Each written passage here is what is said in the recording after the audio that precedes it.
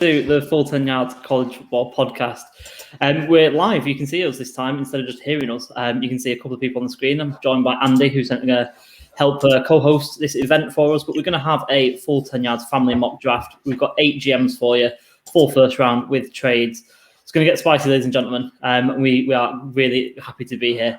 Andy, we've got a lot of drama to come. Yes, mate, loads to come. Some good trades, some questionable trades were vetoed in the pre-draft mock. Pre-draft mock. So I'm looking forward to it, man. I'm looking forward to seeing what's going on, and I'm looking forward to kind of seeing a couple of these different picks that you've got, which are a bit outside the box. So yeah, looking forward to that. Yeah, definitely. There's certainly some picks that you wouldn't say that are going to maybe happen on the night, but like you say, it's kind of good to play around even at this late stage with some potential solutions and potential scenarios for people. Like you say, a few picks that we might let the viewers and the listeners in on for these questionable trades that we had. I'm sure people might be able to guess who one of the candidates was for one of those, but we'll leave that to the imagination. But yeah, I mean, we've got 8 GMs on. We won't bore you with the order and things like that. You'll pick it up as we go along, but we're basically picking for about 4 teams each. Controlling mainly the people the teams that we support, and there's also like a handful of others as well. So let's just crack on straight through it. And obviously, number 1, Jags up on the clock, and let's bring in Raj. Let's bring in Raj to his pick. Afternoon, guys, or evening, Hello, afternoon. So, with the first overall pick of the 2021 NFL Draft, the Jacksonville Jaguars select big surprise Trevor Lawrence. Best QB in the class, probably the best quarterback to come out of the draft in the last 10 years. Can do it all: size, speed.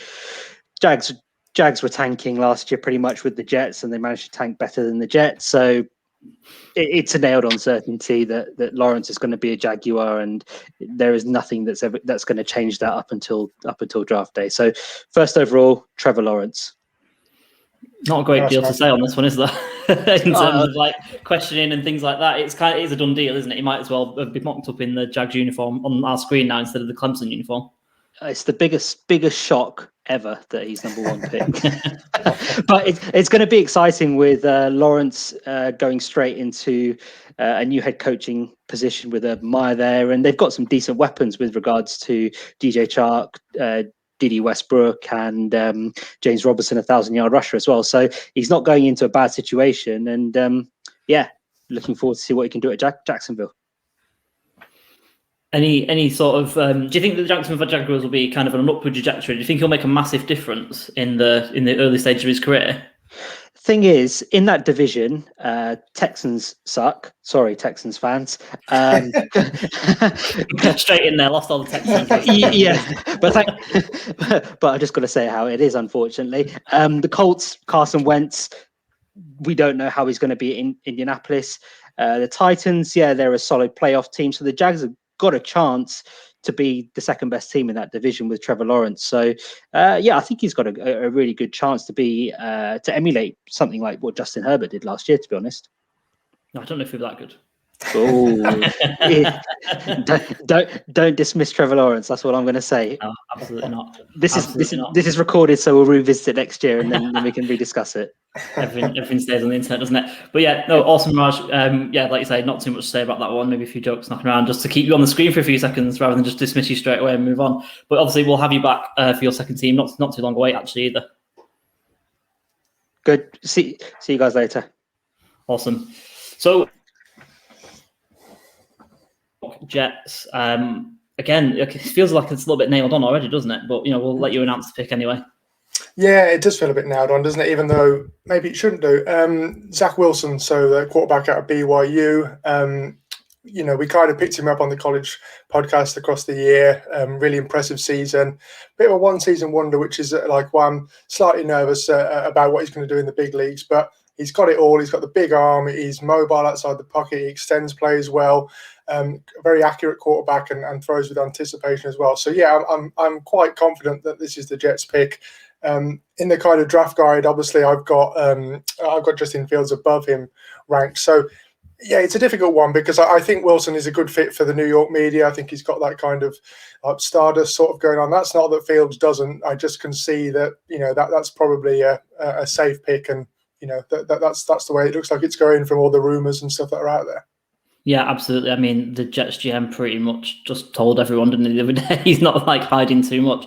Why do you think that they've decided to go that route? Obviously, in our draft guide, we've got Justin Fields as QB2. A whole bunch of other people, including I think the both of us, have got Justin Fields QB2 as well. But the Jets see it another way. What do you think that's the reason for that is? I half wonder if it's about like plug-in and play starter sort of thing. I'm not saying that that's like, as we saw in an article from one of the new guys this week, that's not really a thing. But I wonder if they think that Fields needs a bit of time to sit behind an established veteran. They've let Darnold go. They haven't got really an established veteran in there. I think they've brought Brian Hoyer in for a visit today, but you don't really want to spend too much time starting him, do you? So I think Wilson's the kind of guy that's able to learn very quickly. He's kind of bounced back from an injury earlier in his career and really kind of stepped up his game. So I reckon they're kind of hoping with a full pre-season and the kind of good offensive line that they seem to be building with people like Mekhi Becton, that he'll be able to stand in the pocket and do what he did for BYU. Absolutely. I'll finish off with the same question that I posed to Raj. Do you think that the Jets are going to be, markedly better because of Wilson, or do you think it's going to be notched down from what Raj was saying about Trevor Lawrence and Jags? I can't see an immediate benefit. I think he's more of a guy that you need to surround with a full arsenal of picks and stuff like that. So I think they need a bit more on the offensive line. I've mentioned Becton, but that still needs improving. So it'd be good to see who they go with their second pick later in the draft, which I don't think is actually a tackle. But there you go. I've mocked for the Jets too many times this offseason. But yes, maybe they go that way in the second round then. So yeah, I think they need a few more weapons as well. Obviously, Denzel Mims is there, Jameson Crowder. They've got Corey Davis in the offseason. I mean, none of those guys really wow me. I like Crowder, but, is he going to be, are any of those going to be like, better than the other kind of candidates in the AFC East? I'm not entirely sure that they are. Absolutely, one to watch for sure. As we've got down the bottom here, we've got the San Francisco 49ers on the clock. So we should bring in the himbo himself. Kieran, come onto the stage, introduce yourself. How are you doing, my man? You okay? I'm here. I'm good. And disappointed because we're going to have to replace the most handsome man in football, Jimmy G. So with the third pick, the San Francisco 49ers select the next best quarterback available. It's Justin Fields, 6'3", 220 plus pounds. He's a big boy. He's got a big arm. He's athletic as all hell, kind of shades of Cam Newton in there if Cam Newton's arms worked. It's just the only sensible pick for the 49ers. And obviously Jimmy G, the most handsome man in football, that's a tough reputation to live up to. But think if Justin Fields maybe gets a new cut, gets some better fits going on, he could maybe challenge Jimmy G for that role. But realistically, they just want a quarterback who can do everything. And this is a guy, he's got great weapons already going into that offense with guys like George Kittle, Brandon Ayuk, and Deebo Samuel. He is not going to be short for lack of weapons, and potentially they sit him for the first year behind Jimmy G, let him learn, and then after one season he comes in, he could potentially tear up the league and be one of the next great quarterbacks. Yeah, absolutely. Andy, do you want to take this one? Actually, I've kind of not dominated everything. No, that's fine. I'm going to ask you the obvious question, Kieran. All the kind of media reports have got Mac Jones going that way. I mean, like, we're all in agreement, I think, on Mac Jones, as we'll see tonight. But why is Fields the kind of candidate to take that for Shanahan over Jones? He's just a better quarterback. Like, I don't think this... we all watch football. I don't think this needs to be explained, but Mac is so bad. Like, I know he did well at Alabama, but I could do well at Alabama when you have an absolute track team of receivers, when every guy on your squad is running a 4.2 and a 4.3. I could get the ball up there 30 yards and they do the rest. Podgy little Mac Jones, I don't think he has the chutzpah to be I got the new mic, I got to throw in the sound effects. I don't think he has... the star factor to be an NFL quarterback, potentially a very, very good backup in the likes of, I think he's better than a lot of backups out there, but I don't think he's a starter, and I don't think he has the swagger and the star power to go out there and lead an offense. And, Justin Fields is the only sensible pick to make at this point in the draft. I mean, you've been saying as well, mate, that Fields is the typical kind of Ohio State quarterback, not going to make it in the big leagues and stuff here. So I mean, like, have you changed your opinion there? Do you think that he's actually going to be a long-term success, or is it kind of a couple of seasons and he'll be a career backup sort of guy? I put too much stock in the Madden curse, so I think it's maybe time to stop believing the OSU curse. But if you compare him to the last few OSU quarterbacks that got drafted, he has a lot of things that they don't. He has more confidence. He has a better work ethic. He's not going to be going to strip clubs without a mask when he's around an immunocompromised coach. He has the intangibles and the physical ability to be a playmaker in the NFL, whether it's with his legs or with his arm. He's an incredible talent. So I think if you pick anyone other than Justin Fields as the third quarterback off the board, you should be fired out of a cannon and never let near an NFL GM room again. I think that sums it up, nicely, doesn't it, Lee? I think. Yeah, I mean, not got too much else to add, mate. I mean, the comments are coming in there, and I think everyone's in agreement with you, my friend, that Mac Jones shouldn't be the pick, and like Andy alluded to, he's going to have a long wait to be called this evening. I feel like he's got a new haircut, he's got a new mic, and he's really feeling himself. I'm looking forward to having him back very, very soon. But yeah, thank you very much. And we got the Atlanta Falcons on the clock. We'll see you very soon. Didn't cut him off on the flex. All right, so it's me up on the clock with the Atlanta Falcons. And I've got to say, this was a tough decision. This was a really tough decision. I actually don't know what Atlanta are going to do here, to be honest with you. They could go quarterback. I don't think they'll really want Mac Jones. I don't think that really fits. I think they'd be after Fields, if not. So it was really to do with Kyle Pitts and Penei Sewell. I went for Penei Sewell. I've got a little thinking together that Arthur Smith, obviously the new head coach there, he's going to want to run the football. Now, what do you need? You need a good offensive line to do that. They don't have a Derrick Henry. Maybe they'll target a running back in the second round. Maybe that's something that will come later on. I mean, running backs go on trees, right? So maybe you'll get that later on down the line. But you can build a wall, build an offensive line that's going to be able to facilitate that offense. Maybe not this year, but maybe next year. I mean, Caleb McGarry's not good. You might put Sewell on the right-hand side. Maybe he'll flip over to the left-hand side later on in his career, as we've got on the screen there. People forget that this guy's 20 years old, and he's so, so good already. We've seen a few things come out this week about maturity concerns, things like that. Andy, I'll ask you, what were you doing when you were 20? I certainly wasn't mature, my friend. Right, that doesn't need to be said on national Twitter. But yeah, I mean, I love the pick. I'd have loved him to fall to the Dolphins at 6, to be honest, from my point of view. But I mean, are you kind of invested in Matt Ryan as the starter for the next 2 years then with this pick? Is this about keeping him safe, or is it about kind of laying the foundation for a future, Super Bowl contender when they do take that quarterback? Yeah, I mean, Matt Ryan's not terrible, is he? And he's not that old. We see, Breeze, Brady, these, Phillip Rivers. They go to, he's got a few years to go, I think, and he's not terrible. He's not falling off a cliff. There is a school of thought, and I do definitely subscribe to this at times, that the Falcons shouldn't be picking at number 4 very often. So maybe they're going to have to trade up to get one than the next guy. But I just think this guy's so good. He's my number 2 player in the whole draft class. And I just think you're getting him at 4. You need a good defensive line to run what Arthur Smith wants to do. It just makes a lot of sense. Although I was, like I say, deliberating a lot between him and Kyle Pitts, because I think Calvin Ridley and Kyle Pitts are a great trio to have. But yeah, it's all about supporting Matt Ryan. I don't think I was too much going towards Mac Jones for this pick, to be honest with you. Nice. And like, final question on this one then. I mean, this is the first player that's come up who's kind of had the season off, so to speak, or opted out. How big a kind of impact do you think that's going to have across the whole draft board? GMs and stuff going to be impacted by that? Are they going to let people fall down the board because of that, do you think? They could do. It's going to be one of those, isn't it, where some people have one opinion on it and some people have another. I feel like because Saul performed pretty well in his pro day, I feel like it's backed up that he's not kind of been sat on. We've been talking on the podcast about people who are going to be sat on the couch playing Xbox and eating pizza all year. It doesn't seem like he's been doing that, despite the maturity issues and things like that that people are bringing up now late in the draft process. Again, kind of makes me call into question. But yeah, he's performed. He looks athletic. His tape's great. So yeah, maybe it will affect some people, especially if they had a bad pro day. But maybe it's going to be one of these things that have 2 schools of thought on that one. Yeah, for sure. That sounds about right. And I think that brings up Ed for the first time as a Full 10 Yards contributor. How you doing, mate? I'm doing well. How are we doing? It's gone well so far. Yeah, it's not too bad.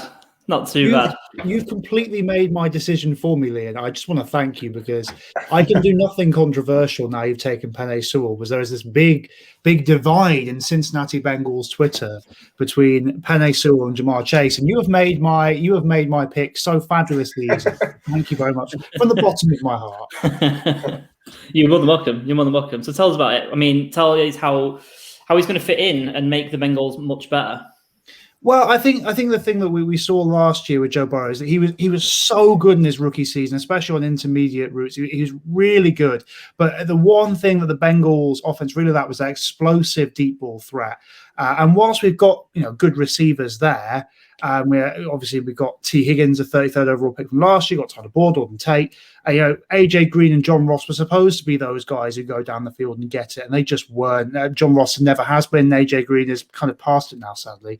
So for me, this pick makes so much sense. And even if Penei Sewell was still on the board, say you'd taken Trey Lance or Kyle Pitts, although I would still have picked Jamar Chase, I think, because the chemistry he has with Joe Burrow is obviously excellent. He's so dominant downfield. I think my favorite stat about him is he has the most 20-plus yard receptions by a college football receiver over the last 2 years. He only played one of them.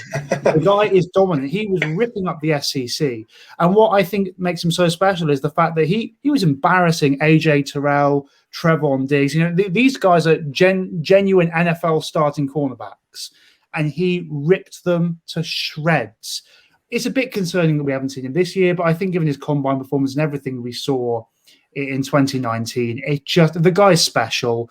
And I think Bengals fans will be hoping that this is our AJ Green replacement. This is our wide receiver one of the best in the league, Hall of Fame guy, hopefully moving forward, because AJ Green has meant so much to his franchise. And I think it'd be nice for Bengals fans to have that cornerstone, because we've just lost Geno Atkins, Carlos Dunlap, and AJ Green, Giovanni Bernard, all in about the space of 6 months, and it's very tough for us. So I think this is a slam dunk pick, and I think it makes our offense considerably better. And I feel comfortable enough picking up an offensive lineman in round 2. I'll probably take my developmental tackle there. I reckon I can get a starting guard round 3 or round 4. So I think I am comfortable enough with the offensive line stocks to take on Jamar Chase here, and hopefully it takes us to a whole new level.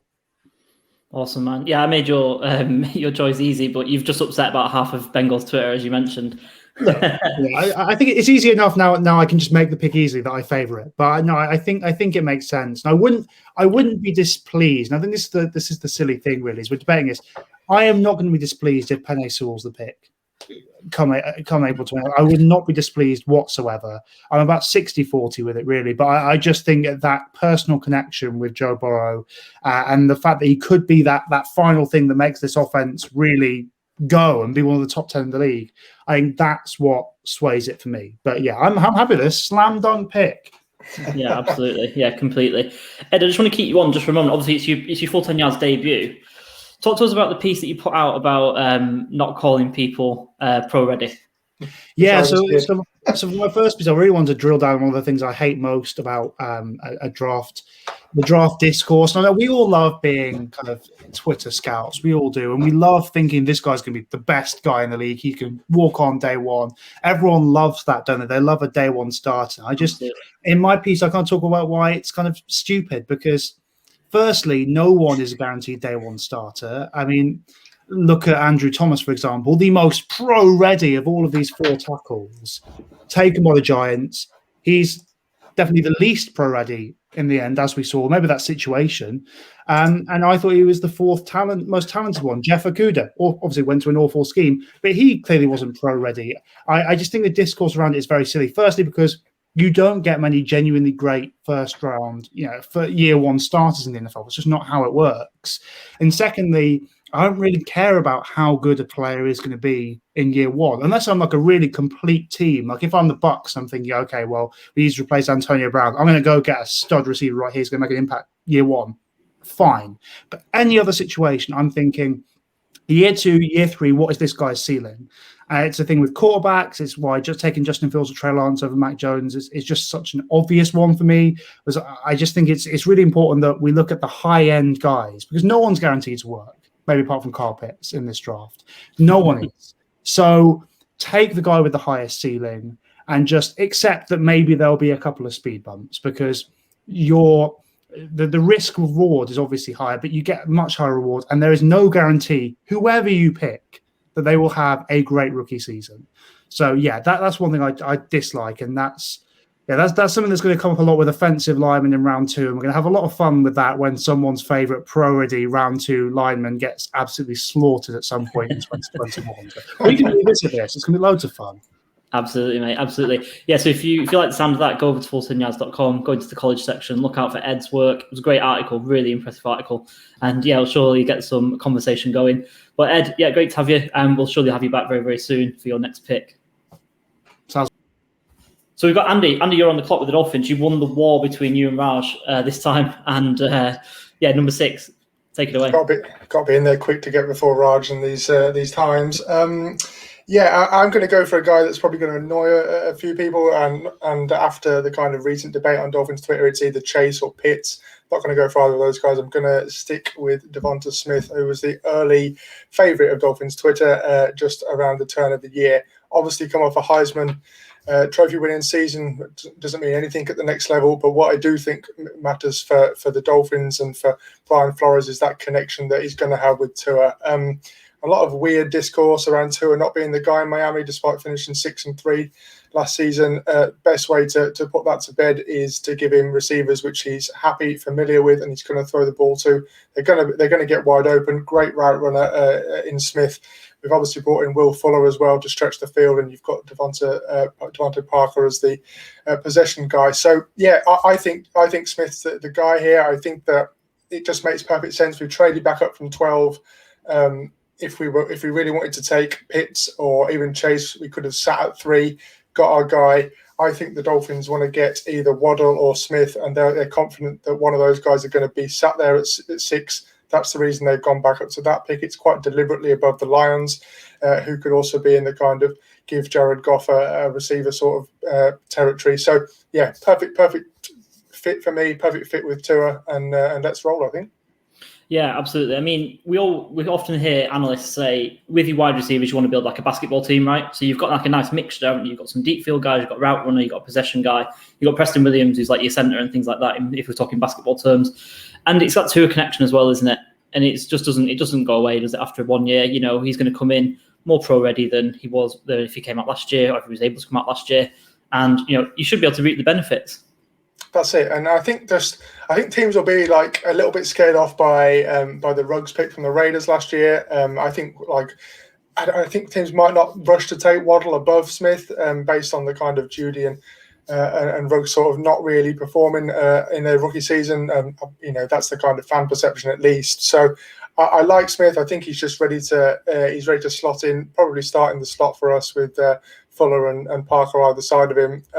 And he's just going to be such a weapon for Tua and just really make a difference, because I think that's the thing that, you know, we should have been a playoff team at 10-6 last year, and the difference would have been if we'd actually had someone to throw to down the stretch. I mean, Lynn Bowden was wide receiver 1 for a while, and just don't need to get into that situation again this year. It's not going to get it done, is it? I'm really looking forward to the color commentator, calling him the Slim Reaper as well. I'm loving that nickname. Yeah, that feels a bit Miami, a bit of pizzazz, doesn't it? That feels. Yeah, absolutely. So I'm just getting in my ear. Actually, there has been a trade. The Detroit Lions no longer picking at 7, and we're bringing back Raj, who is picking 4. Well, I'll let him reveal it. Actually, let him give the details of this trade that we've got in. Back again, making a big swing, my friend.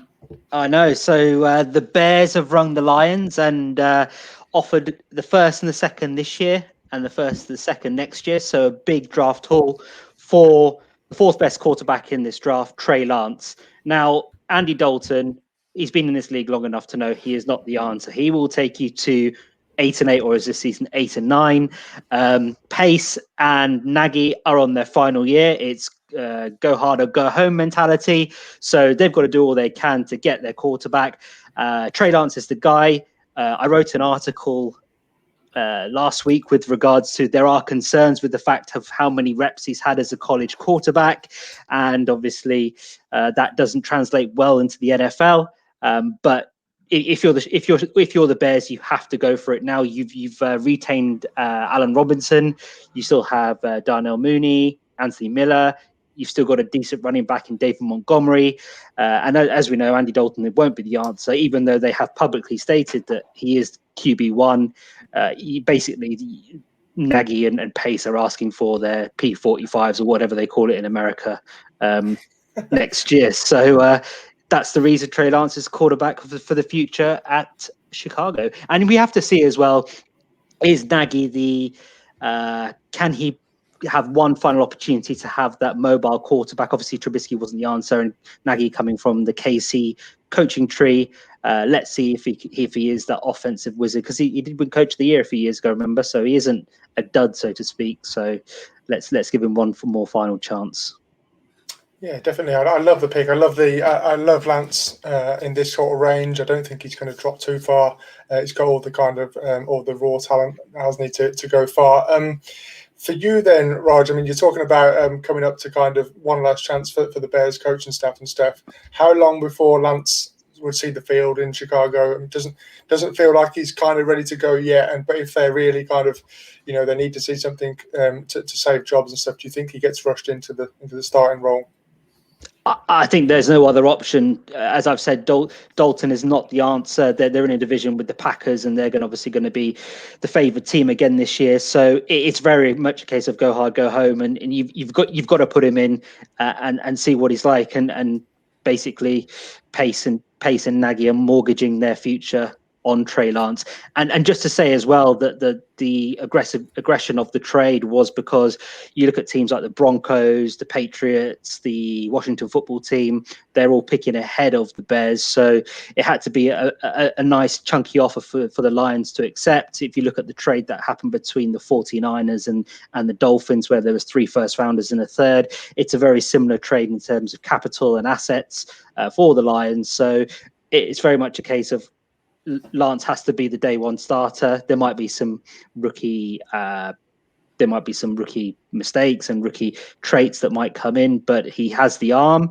Obviously, there isn't much tape on college, but he has the legs as well. So we have to see. But Bears one final chance. That's it, man. No, I like it. Lee, anything from you? I was just going to comment on the trade and the fact that, like you say, Ryan Pace and Matt Nagy are on the hot seat, aren't they? And they don't care if they're selling someone else's picks down the road to get this guy. If it's one last swing of the bat, isn't it? Roll the dice and get him in. And like you say, Ed's kind of mentioned it, and we've kind of mentioned it on the pod in the past that got to take those high upside guys, and that's what Lance is, really, isn't it? Exactly. He's high upside, although there isn't much tape on him. And like I've said, it's either Nagy will succeed and Trey Lance is going to be the quarterback that Chicago have created for the next 15 years, or Nagy and Pace are gone. Next year, they're bringing someone like Brian Dable from the Bills, who has made Josh Allen into the quarterback he is. You can see similar bits and pieces with the running game with Lance and Allen and the strong arm, etc., etc. So don't be surprised if that happens next year. So it's a win-win situation here for Trey Lance and the Bears. My man, that's a good shout, Brian Dable to the Bears next year. Get your money on it now. Hot take. There you go. Yeah, I like it. Now. I like it. I'm gonna do it online when I'm not talking on here. But no, Raj, brilliant trade, great pick. We'll obviously have you back on very, very soon. And as we've got at the bottom there, we've got the Carolina Panthers on the clock, and that means we're going back to Ed. For Ed, another pick that kind of just fell into your lap, my friend. One pick away. One pick away from Trey Lance. I wanted to be really I didn't want to trade up, basically, because my plan in this whole thing was to wait for a quarterback to fall to 8 that I wanted, and that was going to be one of the top 4. I really wanted Trey Lance to fall to 8. I didn't feel comfortable trading up as I usually would, because I just don't think the situation in Carolina at the moment is good enough to get this quarterback and be in a position to succeed. So I wasn't comfortable giving away another first-round pick because this Carolina team is full of holes. So I was so close to getting Trey Lance. So close. But instead, I have decided just to get the best offensive weapon. We know the Panthers spent every single pick last year on defense. And, I think that the addition of a guy like Kyle Pitts, who is arguably the most rare talent in this draft, could take their offense to new levels. They got Joe Brady, but whoever is the quarterback of the Panthers going forward will have an offense including Christian McCaffrey, Robbie Anderson, DJ Moore, Kyle Pitts, and future Hall of Famer Dan Arnold. So there is so much to work with here. I think given all the quarterbacks are off the board, and I'm not comfortable taking Mac Jones at 8, I think this is the really obvious pick. The word is that the Panthers worked with Jones at the Senior Bowl and they liked him, but not enough to take him at 8. And I can't remember who said this, but there's a really good quote I heard that if you aren't comfortable taking a quarterback at 8, don't take them in the first round. Because whether you take a quarterback at 8 or you take them at 32, they're a first-round quarterback. Your head is on the block. So I decided against it, and Kyle Pitts for me, rare talent. The Panthers' offense, if they get a quarterback who will throw it more than 20 yards, will be great. I love Teddy, but having Pitts and having these guys, if they get a proper quarterback who's ready to risk it, they could be really special. So do you think with, obviously, Sam Darnold moving there over the past few days, obviously that's a nice pick for him because obviously it makes him a bit better, gives him a better situation than he's ever had with the guys that you named on offense than he's ever had in New York. So do you think that they wouldn't be picking a quarterback anyway because Sam Darnold's going to rip it up and, he's going to have a great career in Carolina after his fresh start?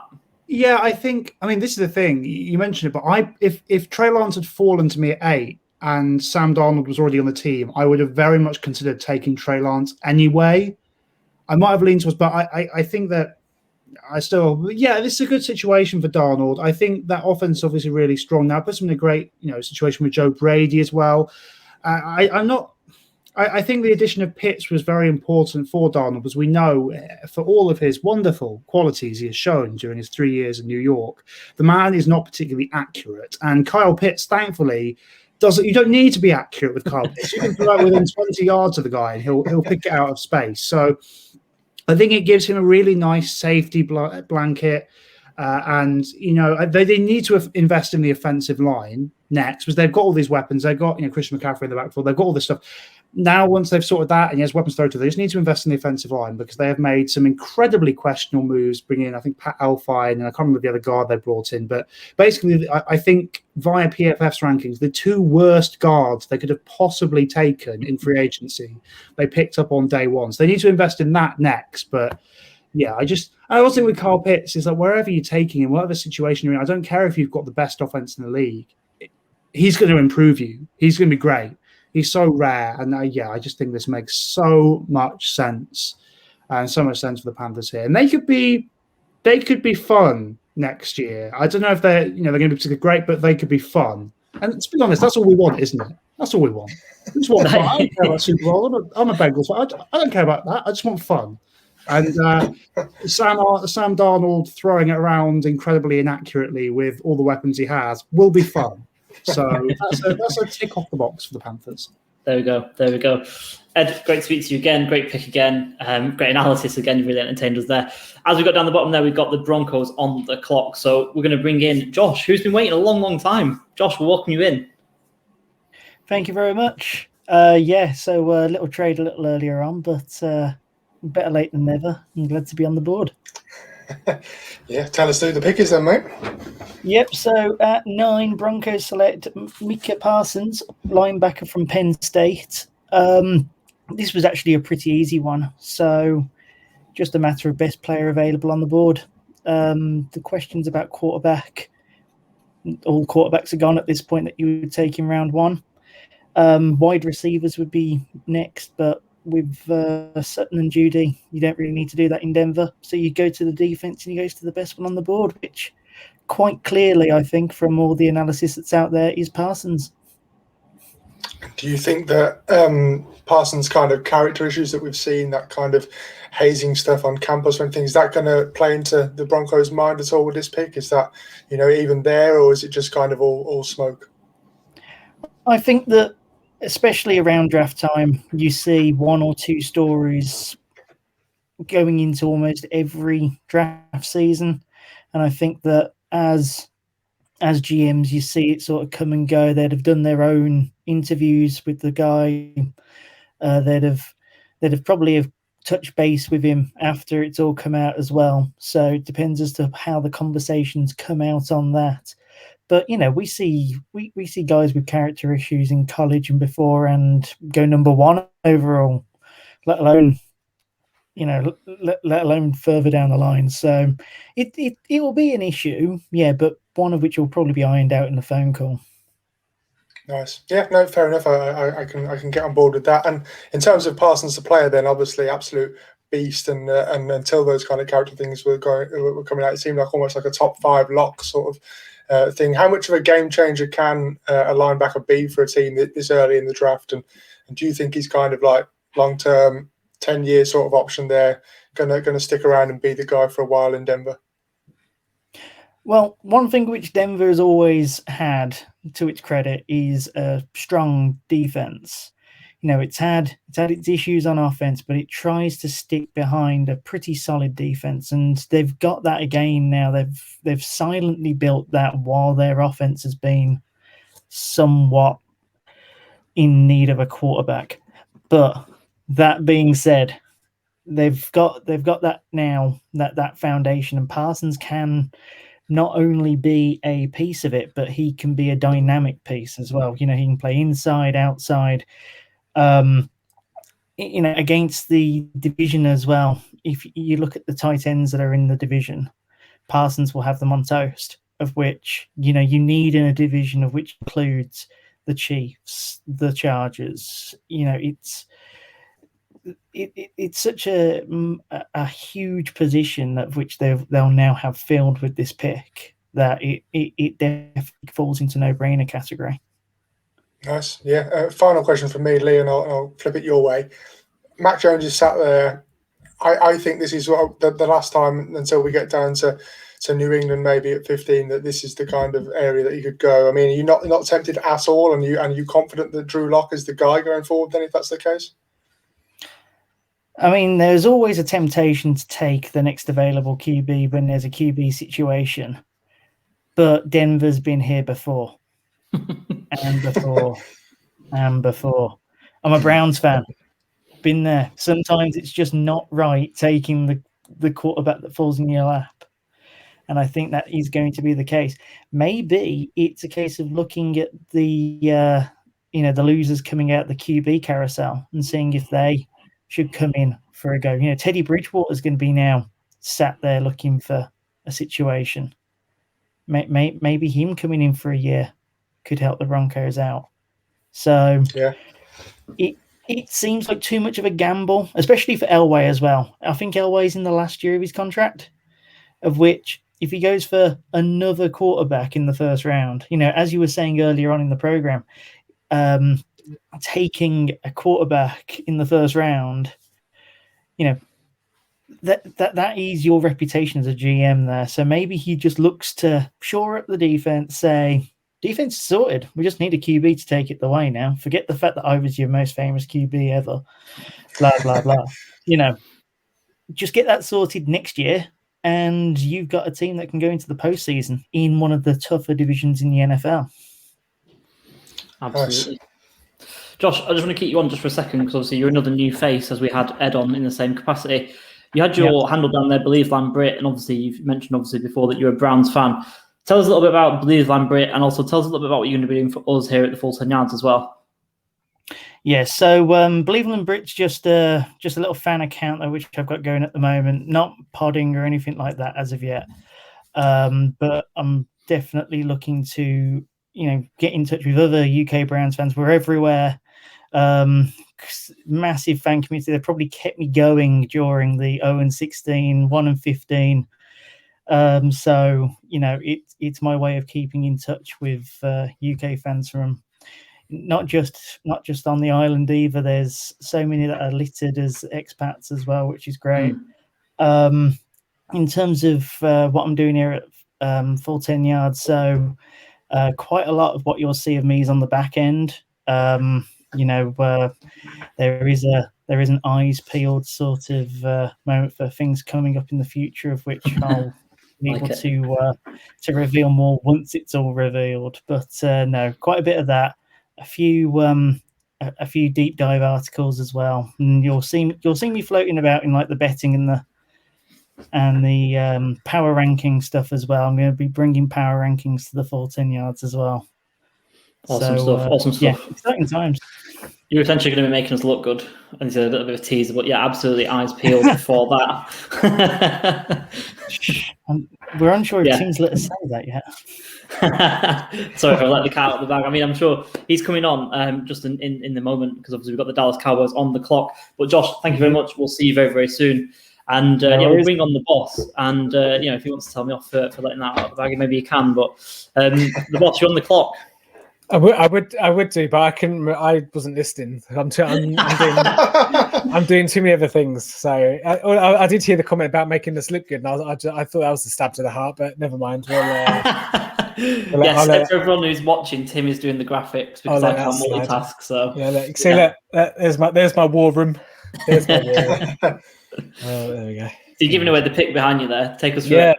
Yeah, absolutely. Well, I mean, it's deja vu, isn't it, for Dallas? If I'm quite honest, this time last year, everyone was wanting cornerback or whatever. It's at least we addressed it in the second round with Trevon Diggs, who was a bit hot and cold, but I think for a first year, I thought it was very promising personally. Maybe I've got my Elton John tinted glasses on, but I think where Dallas are, they should have the pick of the cornerback litter or a class, unless obviously Denver go that way. I don't really see anyone going before Denver that will pick one.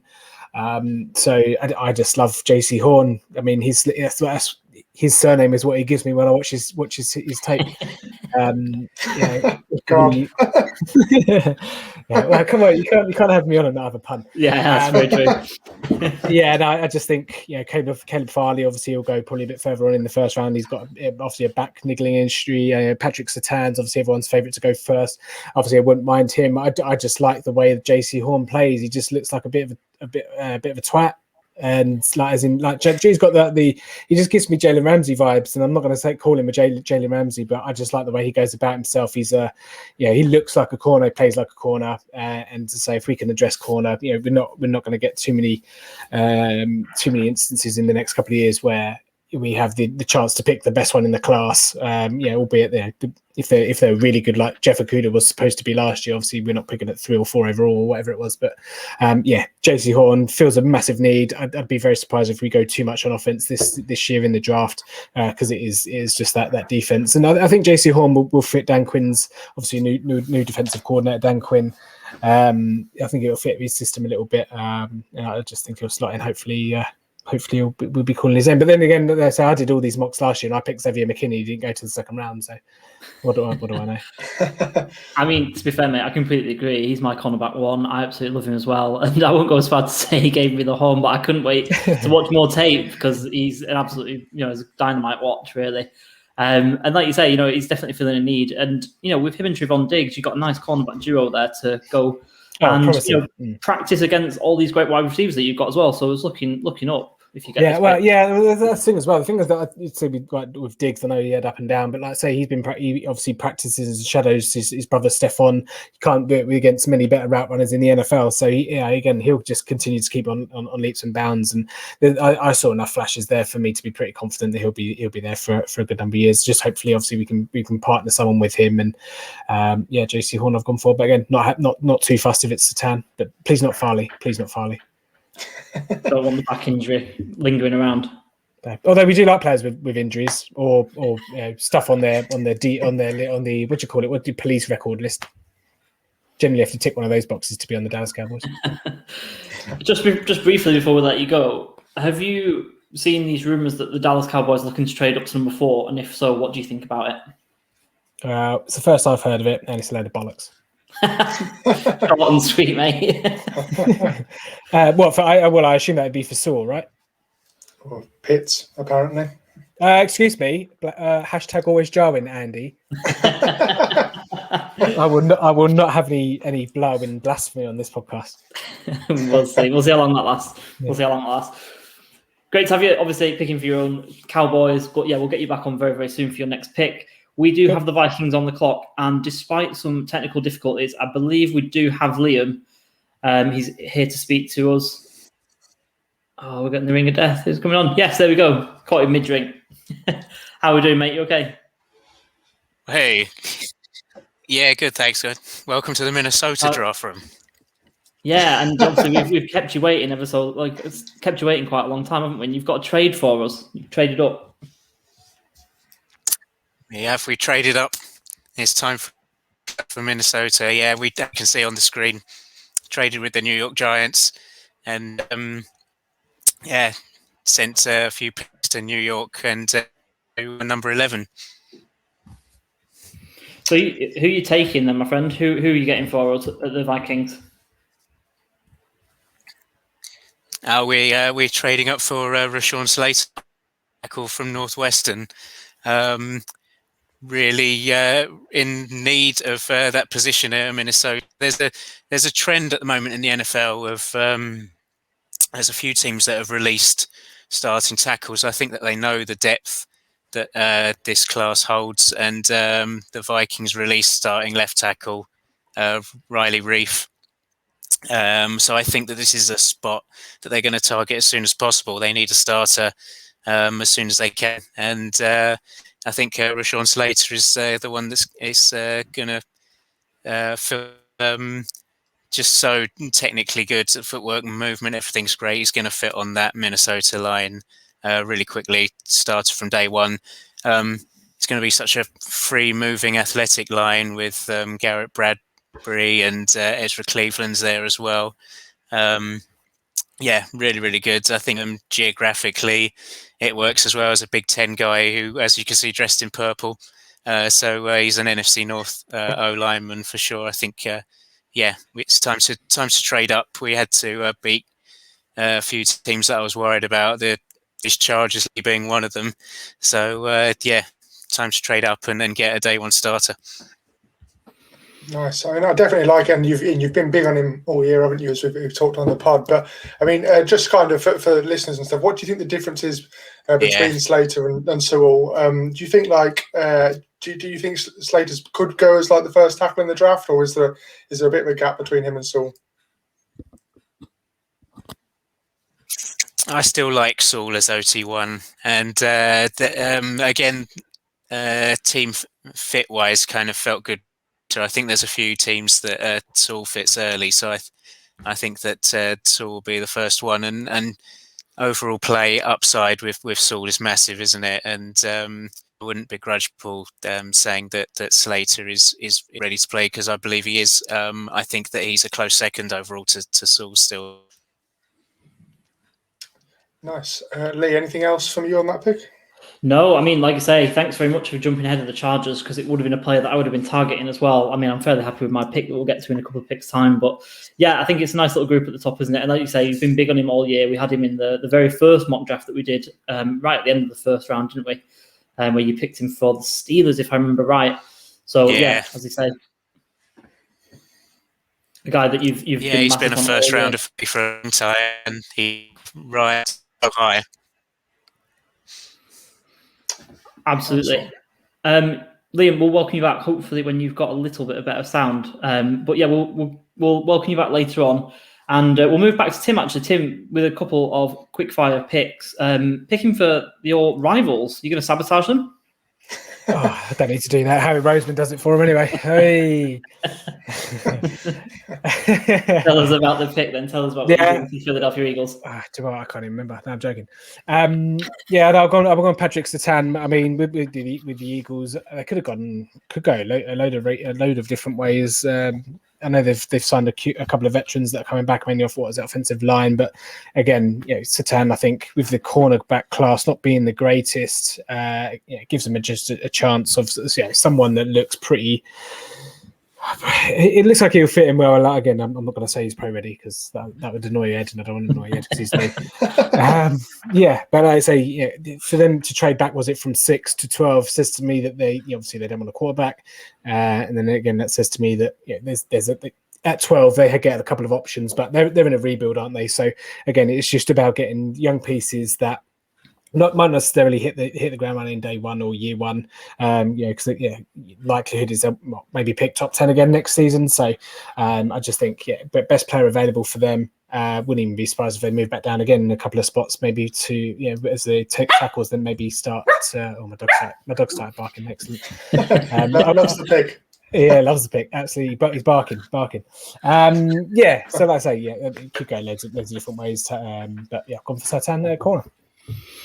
So you've been watching a lot of this cornerback class then, and you think that Horn is just above Satan? Is it fallen the way that obviously you've been in control of both of these picks? I mean, it's well, I got to choose who I wanted, so I don't really care who the Eagles. It's kind of a flip of a coin. Like I say, if Dallas took Satan, I'm not too fast. I think they're both equally both equally adept at what the NFC's crap as well anyway, so they're not going to have too much hard time with it. But I don't mind all the Dallas Cowboys receivers going up against them. But no, like I say, I think just with Horn, it was just my gut. The gut gave me the Horn. Jesus Christ, get me off this podcast. Pretty similar. Like I say, if you flip a coin, it goes the other side. I'm not fussed either way. And I don't think if the Philadelphia Eagles want to go cornerback again, I think they'd probably feel the same. Yeah, I don't think you'd be getting any boos in Philadelphia if this was the pick, to be honest with you. Another great pick, and we'll see you very, very soon as well. A bit of a hat trick almost. Yeah. But it comes back to me, obviously, picking for my Chargers. And again, this one was a bit of a quandary. It made easier by the picks that, like I said before, Liam obviously took Rashawn Slater. Sewell's there. But I have been saying for quite a while now, actually, I want one of three players to be the Chargers pick in the first round. I want it to be an offensive lineman because I don't want to see Justin Herbert get hurt. And I want it to be either Rashawn Slater, who is now gone, Christian Darrisaw, or Elijah Vera Tucker. I think I've got my co-host here, who's maybe Elijah Vera Tucker's the biggest fan, so I'm going to make him very pleased with making him the pick.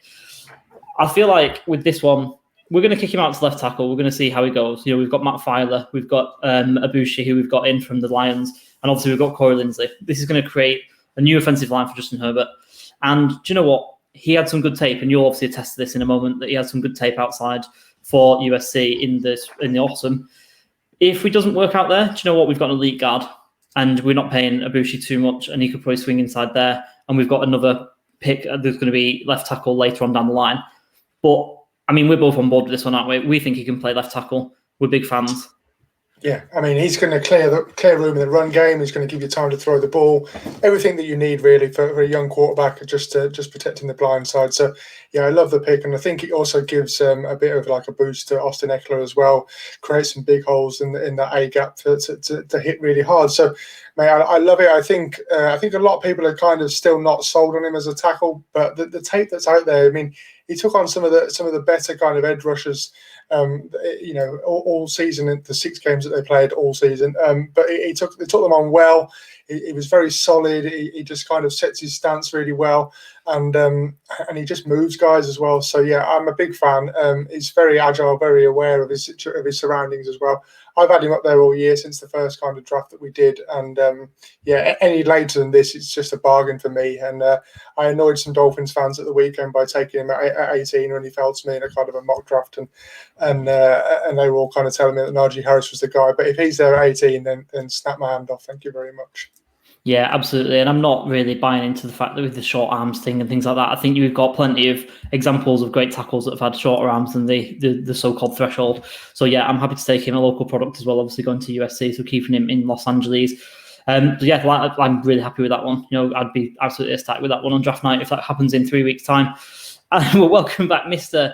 NFC East himself, sabotaging another team in the division for the Giants.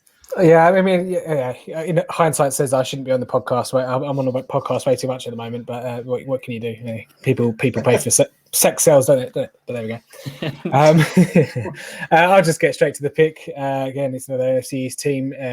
I quite like. I took Gregory Rousseau, and after doing a bit more digging deeper into him, I don't actually like him. So sorry, Giants. Sorry, Giants fans. He opted out, didn't he? And then he had an injury, and he's only had one full season from what I saw. But yeah, edge is kind of a position they could fill. Wouldn't be surprised for them to go wide receiver here. Obviously, I did consider was it Waddle at this point, and obviously this is a trade back. And the reason why I traded back from the Giants with the Vikings at 11 is because I only moved him back 2 spots. But there's a pool of players that the Giants could pick, and you're picking up a couple of extra picks and. I mean, not that Gettleman likes moving back. He likes to stick where he is and plants his flag. But yeah, sorry, David. What's happening? Quite raw. Could potentially look quite a lot of upside. Obviously his partner Jalen Phillips as well. He was another consideration. But yeah, decided to go with Gregorio because I just like spelling his name, to be quite honest. No, I'm joking. I mean, it is a very get-em-one pick, isn't it, in terms of the fact that he loves to draft trench players. Yeah. Well, that's kind of why I got it down to. Like, again, offensive tackle with trading back. I knew that the Vikings obviously were going to take a tackle, and then obviously your pick at the Chargers. So I kind of knew that the tackle class would probably be a bit more depleted. But Jamie Anderson like my pick. So yeah, there we go. And then who we got here? Jamie Anderson dropping down boards. There's a few things I've been reading. I wasn't actually surprised if he drops down to like late 20s, maybe even out the first round. But yeah, Patrick Graham obviously got a great defensive coach last season. That Giants defense towards the back end of the season played really well. I remember the game against Seattle where they just locked down Russell Wilson and that cheese grater of an offensive line. But Gregor Rousseau edge. But there's a lot of ways that the Giants could go here. But again, that's why I wouldn't be surprised on draft night to see them move back. That's why I've moved back here. All right, then. We won't bring you back in a couple of weeks' time. You've got a little bit of a longer wait this time. We're bringing back the himbo himself. And I'm not excited for this. And he's on the clock with his Patriots. I'm surprised he's not got a Patriots jersey, Patriots hat, Patriots everything, Patriots wallpaper. With the 15th overall pick, they are not only the scourge of the AFC East, but the scourge of the entire NFL. With 6 Super Bowl wins and 9 Super Bowl appearances in the last 20 years behind the old curmudgeon genius. That is Bill Belichick. Bringing in hot free agent signings like Hunter Henry, Jonnu Smith, Nelson Aguilar, Kendrick Bourne, behind the absolute man mountain that is Cam Newton, the young nerd, Jarrett Stidham, the New England Patriots select future Hall of Fame wide receiver, future 10 consecutive season, 1,000 receiving yards. Jalen Waddle out of Alabama. This is just a no-brainer pick, guys. Come on. We need more receiving talent. I know we got Kendrick Bourne. I know we got Nelson Aguilar, but those guys are not going to cut it down the stretch. I know we've got Hunter Henry. I know we've got Jonnu Smith. I know the Dolphins fans are quaking in their boots right now. The Bills fans are shocked as well. They might be jumping through no tables this season. And the Jets fans, well, they're always irrelevant. So this pick is going to make a lot of sense. We need the weapons out there. We already have probably the best defense in the league right now with corners such as J.C. Jackson and Stephon Gilmore. Big boys up front like Chase Winovich and some great tackles. We also have the best offensive line on the league. I don't think that's even up for debate. So if we put Jalen Waddle in there, my God, 1,000-yard season off the bat as a rookie, he's going to kill it. Now, I couldn't obviously select the best receiver in this draft. He was gone way too early. But Jalen Waddle adds a lot. Tried. He's a future. Look, we can't draft the next Jerry Rice when we're picking at 15. That's just absurd. But with Jalen Waddle, we're going to have a steady guy who puts up consecutive 1,000-yard seasons, is going to be a consecutive target in the end zone, whether it's Cam Newton, Jarrett Stidham, or maybe next year even Jaden Daniels throwing him the ball. So this is just the pick that makes most sense. Kieran with the comment, he's got a very good point. Cam can't throw. We might have to put, Julian Edelman in at quarterback. Wouldn't that be fun? But This just makes the most sense. We need to load up on offensive weapons. Nelson Aguilar is not a long-term solution. Kendrick Bourne's going to be great, but once again, he's not a number one receiver. And even with Hunter Henry and Jonnu Smith, they're not the guys who are going to burn defenses deep.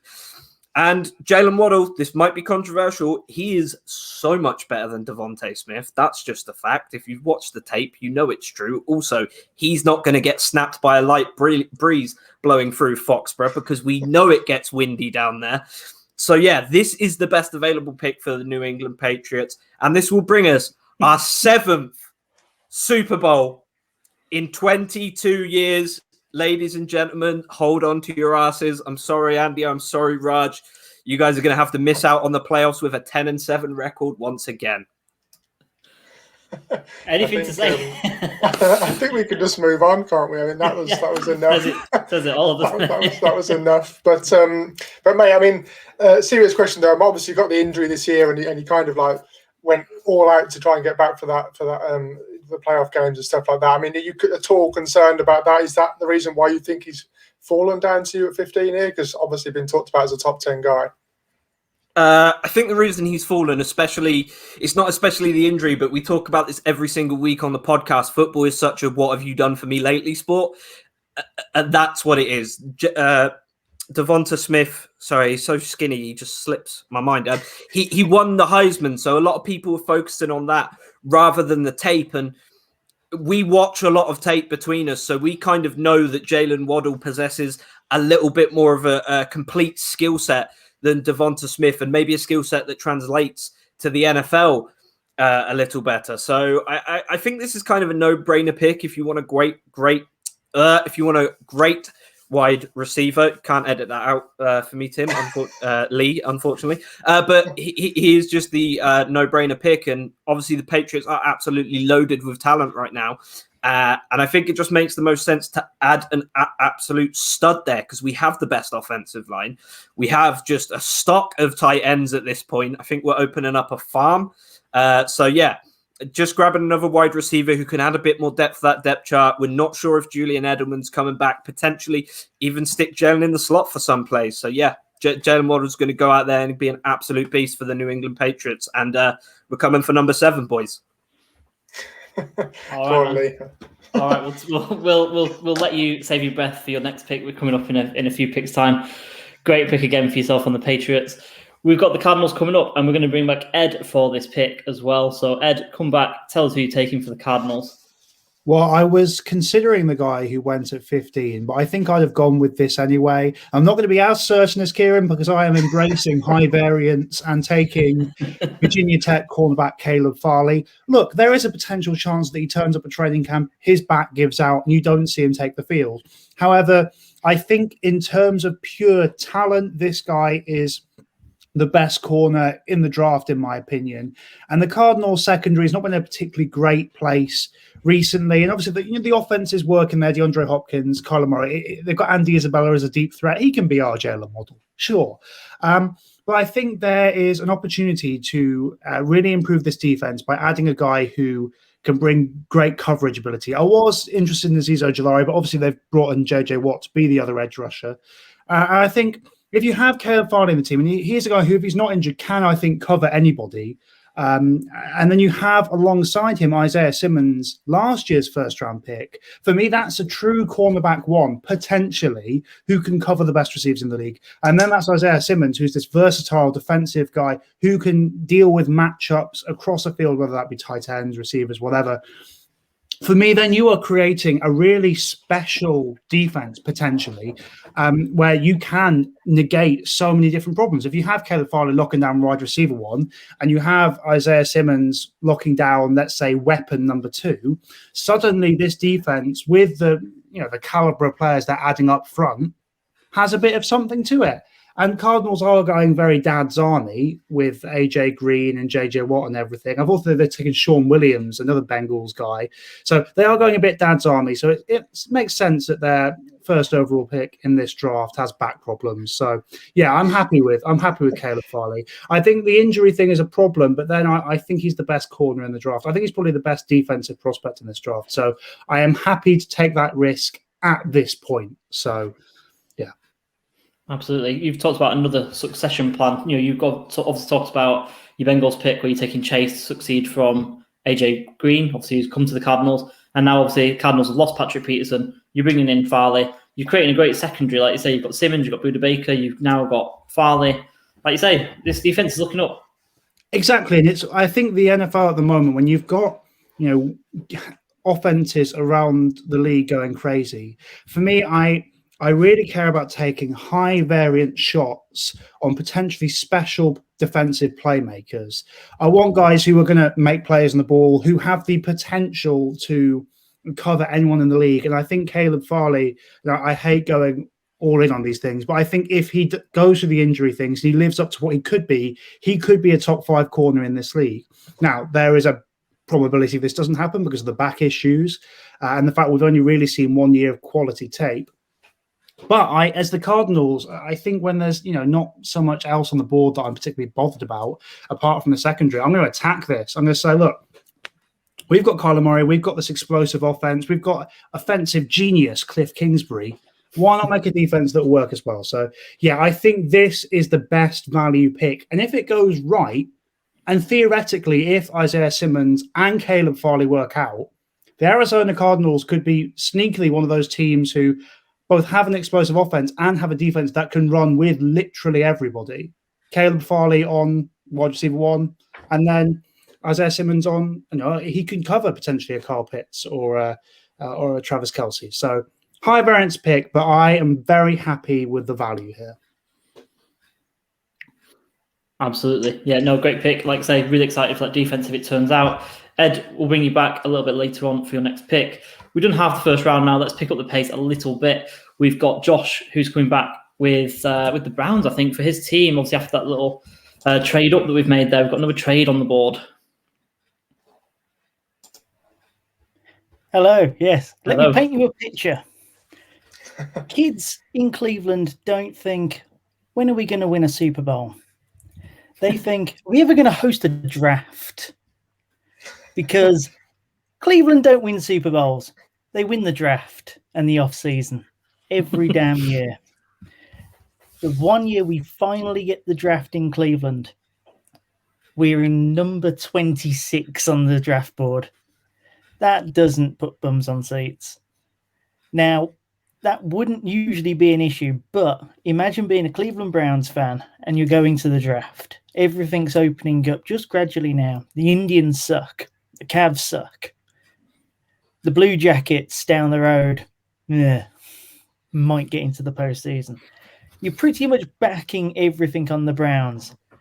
You go down to draft day because it's an NFL event and you haven't been in a while. And I'm in a while for some of them. They go in. It's 6 degrees, pouring with rain. It's okay. We're going to get a standard pick at 26 and we're just going to tick along and it'll be all right. And you just go along with being all right.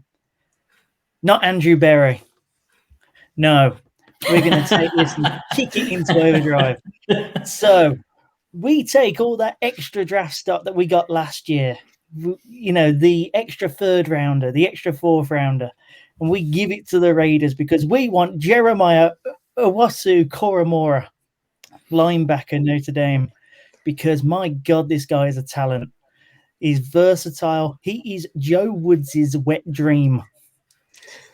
There is no guy better than JOK for Joe Woods' scheme.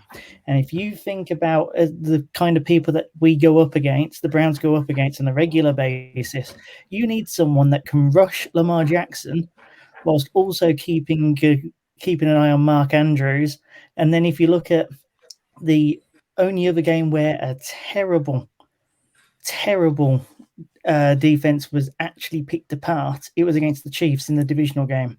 And that's all because they weren't able to get speedy guys working as either safeties, cornerbacks, or linebackers.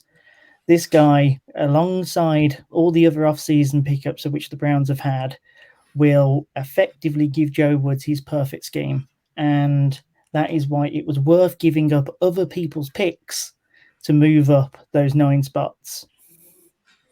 Man, I watched this guy bully my Florida State Seminoles earlier in the year. I absolutely love him. I think he's long, he's rangy, he's going to, like you say, rush the passer. He can drop into coverage, bit of everything. Man, that defense is going to be stacked after this as well, isn't it? I mean, are you kind of confident that this kind of puts you on the course for a deeper playoff run? If it is this the kind of pick that can kind of galvanize and push the team forward?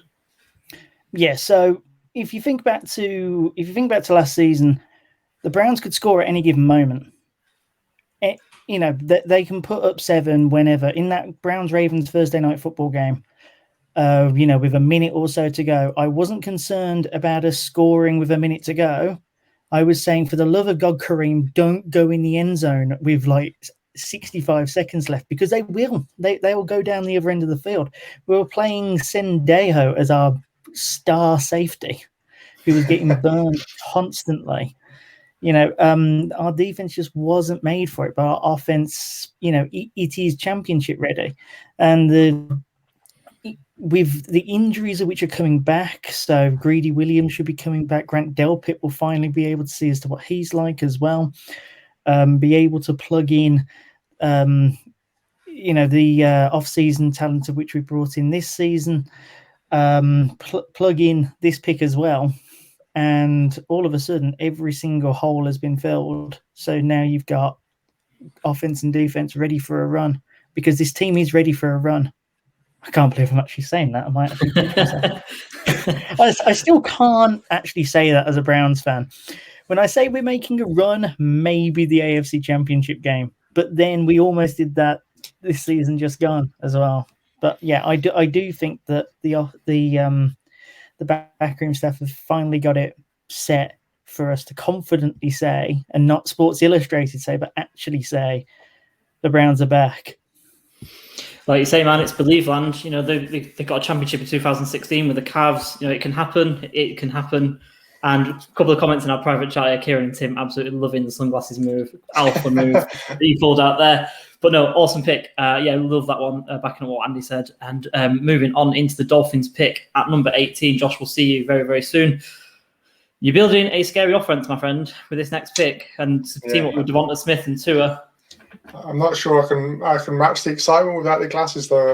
I could just text the missus, see if she could get my hat, but just not in time. I'm going to add Big Najee Harris, the running back one in this class for me. Huge kind of power back that's going to give the Dolphins a bit something that they haven't had for a long time, and that's a reliable every down back and a kind of lead back in the stable sort of thing. I love the strength. I love the power. I love the kind of the way he shreds tackles. I love the fact that he contributes fantastically in the passing game as well. Said a couple of times on the scouting pod this year, when he's catching the ball, it's like a big tight end taking the ball in and bullying defenders. So yeah, again, that chemistry's there. He's been handed the ball by Tua before. There's not going to be any worries there. I'm not really 100% sold on the pass blocking from him, but that's an area of development. Lee's my fellow Dolphin UK podcast host was waiting for this, no doubt, and I'm sure I'll get a nice celebratory message in a minute. But yeah, I'm still not sold on the number of the pick at 18. But I think I need to make my fellow Dolphins fans happy, and they love this pick. They love the fact that we're actually going to be able to run the ball, because last year, as much as we all want to be apologists for kind of Myles Gaskin and co, they're not the guys that are going to give Tua the time in the pocket. They're not going to make defenders stack the box and free up those wide receivers. Harris will do that. He's the guy. I think we can agree that that's a decent pick for this Dolphins offense. Very decent pick. We'll start calling you the Aqua Tide or whatever you called yourself after all these Alabama picks going in.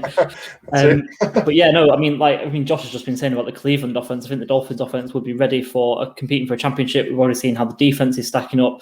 So yeah, it's all there. I've been saying it to you guys that I think the Dolphins are ready if they play the cards right in this draft, and then maybe in the next one could be a powerhouse for the next few years. Whether it comes down to that on the night, we'll see. But yeah, we'll move on. We'll pick up the pace as I mentioned. So we're going to bring Kieran back with the Washington football team. Get ready for some excitement.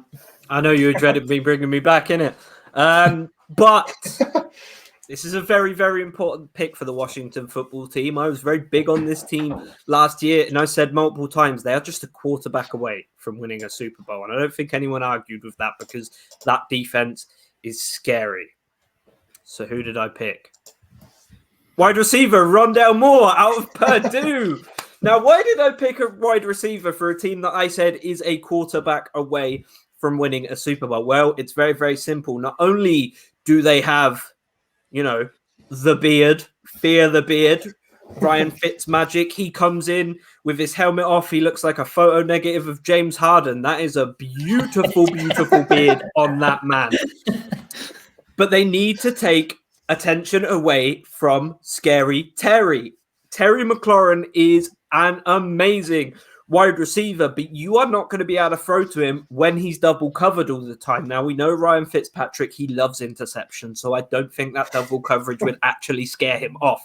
But if you get a guy like Rondale Moore, who is, I think, Liam's favorite running back in this class, strangely enough, He's great out of the slot. He's speedy, and his little 5'9" compact frame holding the same weight as a 6'2" Devonta Smith. God damn, I thought that weight couldn't be done in the NFL. But that's the thing with this lower center of gravity. He's going to be great in the slot, picking balls from underneath people, taken off field with his beautiful, very, very fluid transitions. This pick makes the most sense. If you want to win football games, if you want to get Terry McLaurin in the end zone, you've got to get a guy who can take away attention from him. Rondale Moore is a very smart football player. He has a great hands, and don't worry about him playing in a state like Indiana. I'm sure it hasn't rubbed off him too much. He's still very smart. He's still very agile. And this is just a great pickup for the Washington football team, in my opinion. Man, I love Rondale Moore as much as the next guy, but mate, they've just got Curtis Samuel does the same thing, doesn't he? That's the thing, mate. Rondale Moore, he's a little bit shorter, he's a little bit faster.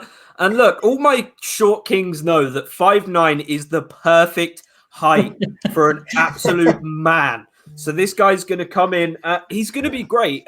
In terms of what he adds in the slot, I think over Kendrick Bourne especially, he has a lot more fluid transitions. He can turn up the field and turn on the jets a lot easier than some guys like Kendrick Bourne, but also guys who have already been in the NFL for a while and have plied their trade doing that sort of thing out of the slot. He reminds me a lot of Julian Edelman, but he's actually athletic. So whereas Julian Edelman came in and kind of filled like a Wes Welker role, you know, like the white guy who comes in from Walmart and in the Bill Belichick system, Rondale Moore's kind of got a little bit about that about him. His hands are great. Even though like he's better on out of the slot, his roots are still incredibly clean. He's going to get free a lot of the time. And if he can get into open field after he catches a ball, it is over. Because his speed, although, look, we talk about pro days of 40 times, but some guys who don't have that impressive 40 times, you see him on the field absolutely burning people and how they just take it to that next gear. And I think he really has that. And, you know, I think they're going to win their division. Sorry, you know, all the other trash in the NFC least. I think this just seals up the division for Washington. I know Dak Prescott's going to be back and he's going to be an absolute beast.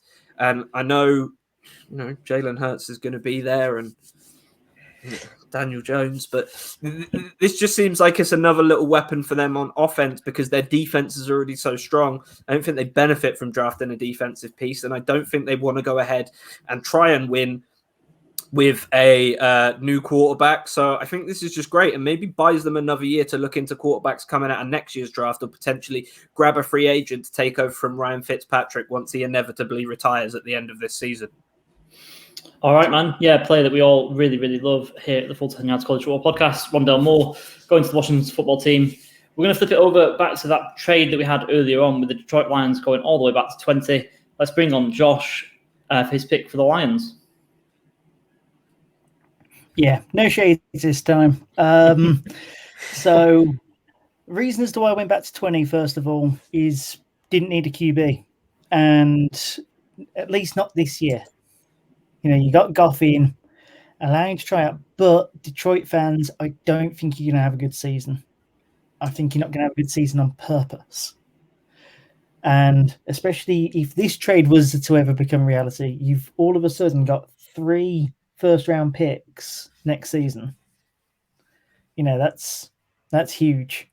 So with that, we take as to who we see as that is definitely not us. Come on, Tim. Yeah. Come on. So we take Terrace Marshall Jr., wide receiver out of LSU, and we are still not the Colts. There we go. Yeah, so there you go. Going so well.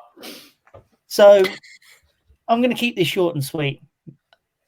Lions need a wide receiver, someone who can stretch out the field, someone that can give Jared Goff a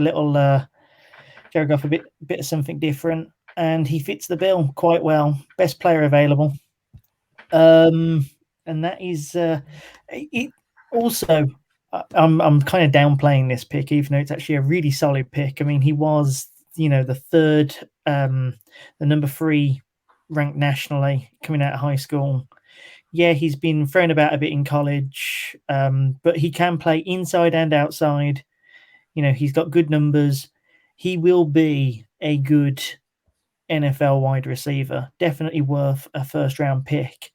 And I think that the headline for the Lions in this is that you've got so much draft capital next year that you can blow it all in Vegas. And if that doesn't write a headline, So all about headlines. First mock draft, I've got to make some headlines. Lee, if you don't mind, I'm going to quickly make a point that I don't like the pick, but I'm sorry, Josh, but I will tell you why. I don't rate Marshall that highly, and Kieran's aware of that. I'm sure Kieran's swearing away in the background right now, but I think there's a kind of he's basically Kenny Golladay, but not as good for me. So it's like that sort of outside guy who's big and tall and can win the contested catches. But I think he's quite a lazy player. I think he has games completely off, and there's sort of tape where you watch him and you think, God, this guy should be the first receiver off the board. And then the next game you watch it, doesn't get targeted, doesn't create any separation, doesn't run his routes very well. Quite slow off the line. So yeah, I'm not sold. I know there's a lot of people that have got him up there as at the back end of the first sort of guy. I think there's better options in this receiver class. But I can see why it is a like-for-like replacement for Golladay. Outside, going to win the jump balls, and if that, I know that the Lions are a big fan of Golladay and kind of letting go as part of the rebuild. But yeah, I can see why you've gone for that. Just not my favourite pick.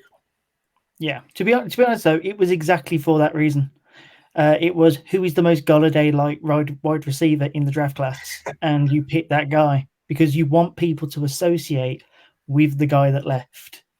The draft is as much as building up a franchise. It's about giving the fans a story. It's about giving them something to hold on to and being able to say, yeah, we let him go, but also look at what we've got. Plus we got a guy just like him, but younger. Keeps people tied up to the story. No, I can see that for sure. Sorry, Lee. No, I was just going to say, as you mentioned, putting bums on seats. You kind of mentioned it when you were talking about the Cleveland pick. It's all about that as well, isn't it? And wide receivers are shiny, and they get people to come into the stadium and watch the football team. So, yeah, I can see where you're going with that one. But yeah, no, we'll take away Josh and we'll replace him with Ed for a pick who I don't know if it's a surprise anymore. We've had it twice. Take it away, Ed. I thought that I was really planning this whole draft thing when I knew the teams I had players in mind, and I never thought that this guy would fall into my lap at 21. But lo and behold, recently we've had 2 guards taken, a running back, a linebacker, and whatever the hell Gregory Rousseau is. And the 6th best player on my personal board is sitting right here, Christian Darrisaw, the 2nd best tackle in this class. The Colts need a tackle. Obviously, Anthony Costanzo's gone, and they can stick this guy right next to Quentin Nelson. Job done. I don't really know how much I need to talk about this pick, other than the fact that I just love Christian Darrisaw. I think he is an incredibly talented guy, and I don't see what the problem is with him. All of the offensive tackles in this class, I can tell you, bar Penei Sewell, what the issue is. Rashawn Slater, rightly or wrongly, arm size, Liam Eichenberg, balance, Samuel Cosby, he's not really filled out his frame, he gets bull rushed a lot. Christian Darrisaw, the only thing people talk about is the fact he doesn't finish his blocks hard enough, but I think that's because he doesn't really need to try. All of this time, even against the best edge rushers he's faced, he's been at 85-90%. He's just chilling out there, casually dealing with it, giving up, I think, 6 pressures over 2020. I think this guy is a slam dunk pick, and honestly, if the Lions took him at 7 on draft day, I would say that is a great pick. That's how much I love this guy. And whilst I thought the Colts would probably want to trade down, build some draft capital up after trading for Carson Wentz, if this guy is sitting there at 21, Chris Ballard is going to sprint to the virtual podium and put this one in. I think this is incredible value. So very happy with this. Yeah, Ed, I completely agree, man. He's my OT2 as well. He was, like I said, a toss-up for the Chargers pick. I just kind of went for that versatility. I agree with you as well about his kind of lack of finishing. I described him earlier on in the year as a bit more of a doorman rather than a backstreet brawler in terms of the way he plays. Do you feel like he's going to maybe struggle to step up his aggression when he's going to, like you say, he's the fact that he's playing at 85-90%, he's going to need to take that up a notch or two, isn't he, in the NFL? Well, you say that, but I think firstly, as I mentioned, I don't think he needed to be particularly on it. He was just very in control in college, and that, I don't really mind that. It's very nice when we see Tevin Jenkins drive Joseph Osai into the sidelines, but actually, I don't mind the fact that he's so in control, and he's a good run blocker. And I did have that kind of thing. I was like, I hope he finishes a bit better. I'd like to see a bit more energy, a bit more, just to be a bit more of an arsehole, really. That's what I wanted from him.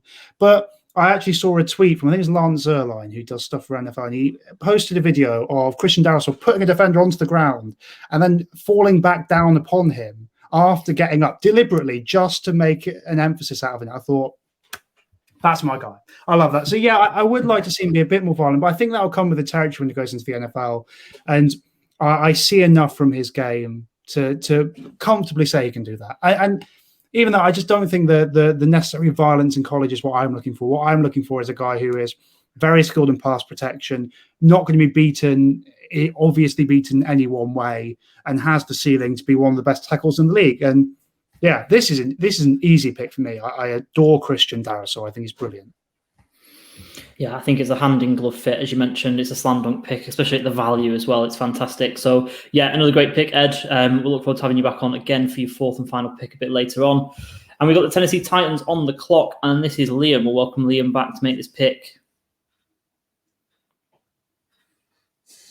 Hi, guys. All right? Yeah, very good. It's all going very well. I think connections, but a little bit better. Yeah, go ahead. Connections are a bit better in Tennessee. So, Tennessee Titans on the clock, and we are going to take offensive tackle. We're taking Tevin Jenkins at this point. It's on this one because I was front seven. I was thinking about receivers, and then the gap at right tackle jumped out at me for Tennessee. And given the run that we've had on tackles in this round, Tevin Jenkins' ability to play right tackle, it fitted really, really well. And I really, really like the fit. To slot him in on the right side as that kind of nasty run blocker on an offensive line that is in charge of the best running attack in the NFL. I think, it was really kind of jumped out at me. And I think Tevin Jenkins is a first rounder. So, like I say, there's other needs maybe for Tennessee, but I think that they can wait on those. And I think that given the run we've had on tackles, now is the time to go and get Tevin Jenkins. You're on mute, Andy, mate. Had to happen once.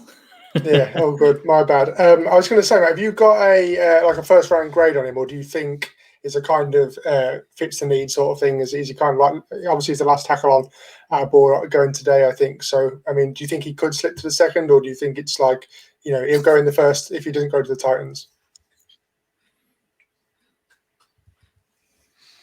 Yeah, as I say, it was a good fit, but I think he can get in the first round. And I do have kind of like the first kind of grade on him, given the class and given who's already gone. I think that it was the right time, the right kind of area pick-wise to go and get.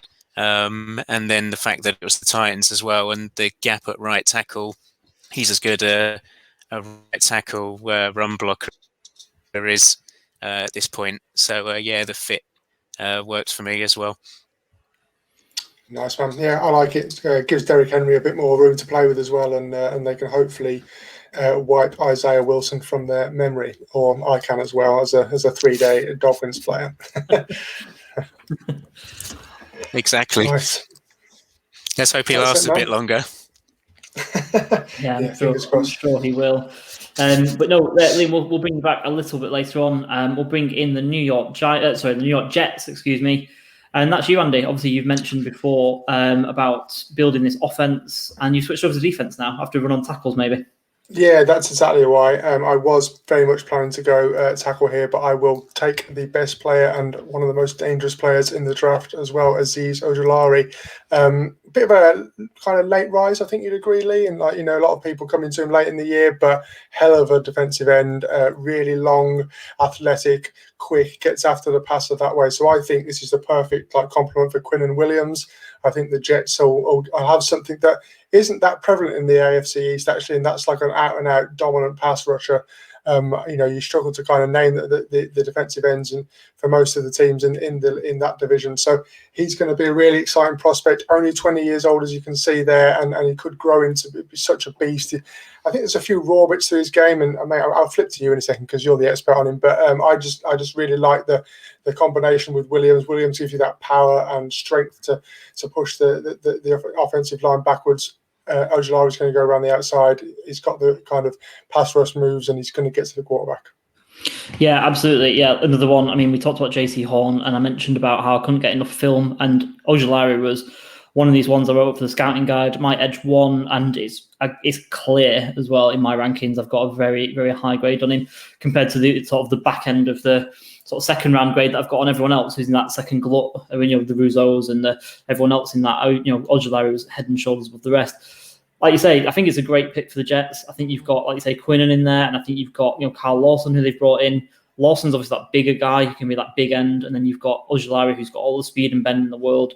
Like you say, he's not the complete player. I did only have a late first round grade on him. It's not like I'm thinking he should be taken in the top 5 or top 10. There's not an edge player like that in this draft, unfortunately. But absolutely, yeah. I mean, I see a great deal of value in this pick. But like I say, knocking it out of the park with this one, and it's a great pick for the Jets. Like I say, making a really scary front 7. They've got in a couple of other linebackers in free agency as well, and it's they can pick up a tackle later on. It was going to be better value to take Ojulari at this point, I feel. That's it, and that's why the Dolphins need a tackle, and that's why my pick at 18 was probably wrong. But we wanted to please the guys, we wanted to please the followers, so we're all good. Right, bringing Raj back in, I think, with the Steelers. Certainly are. Yeah, so Steelers are on the clock, and one thing to say about the Steelers, they're actually a sneaky bad team. That record last year was a bit of a myth. And as the end of the season proved, and obviously keeping Big Ben, then they are the 3rd best team in that division. However, they have 2 glaring needs: offensive tackle and pass rush.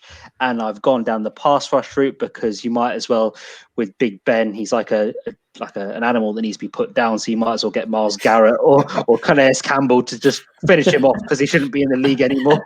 So let's build the defense up with Kwity Paye. I love Kwity Paye. He reminds me of Rashawn Gary, same school, same measurables. Like he's on Bruce Fieldwood's athletic freak list. He needs time to develop, but there's no better place to play to develop his pass rushing skills than Pittsburgh. Playing outside linebacker in a 3-4 scheme, although he did play 4-3 in Michigan. Just give him a couple of years to develop. You have Highsmith there currently at opposite TJ Watt, but then give him a couple of years to develop, and then you're going to see like a Rashawn Gary Mark II. That's what I think. That's where I see him being at the next level. Rashawn Gary really did step up at the end of last year. The Steelers are in a secret rebuilding job. Where you're picking at 24 is basically obscurity. They could even be in the conversation with Mac Jones, to be honest. But it's one of those picks whereby best player available for the needs that they have, which is offensive tackle and pass rush. And you can get some good offensive tackles in the later rounds, the likes of Spencer Brown, Brady Christensen, Walker Little, for example. So I think Kwity Paye, put him an outside linebacker, let him develop for a year or two, and then by year 2, year 3, you'll see that production really shine. Andy, I'm going to let you take this one because we know that I'm not a big fan of Paye and I'm not a big fan of Rashawn Gary, who you're comparing him to either. So I'm not going to tread the pick.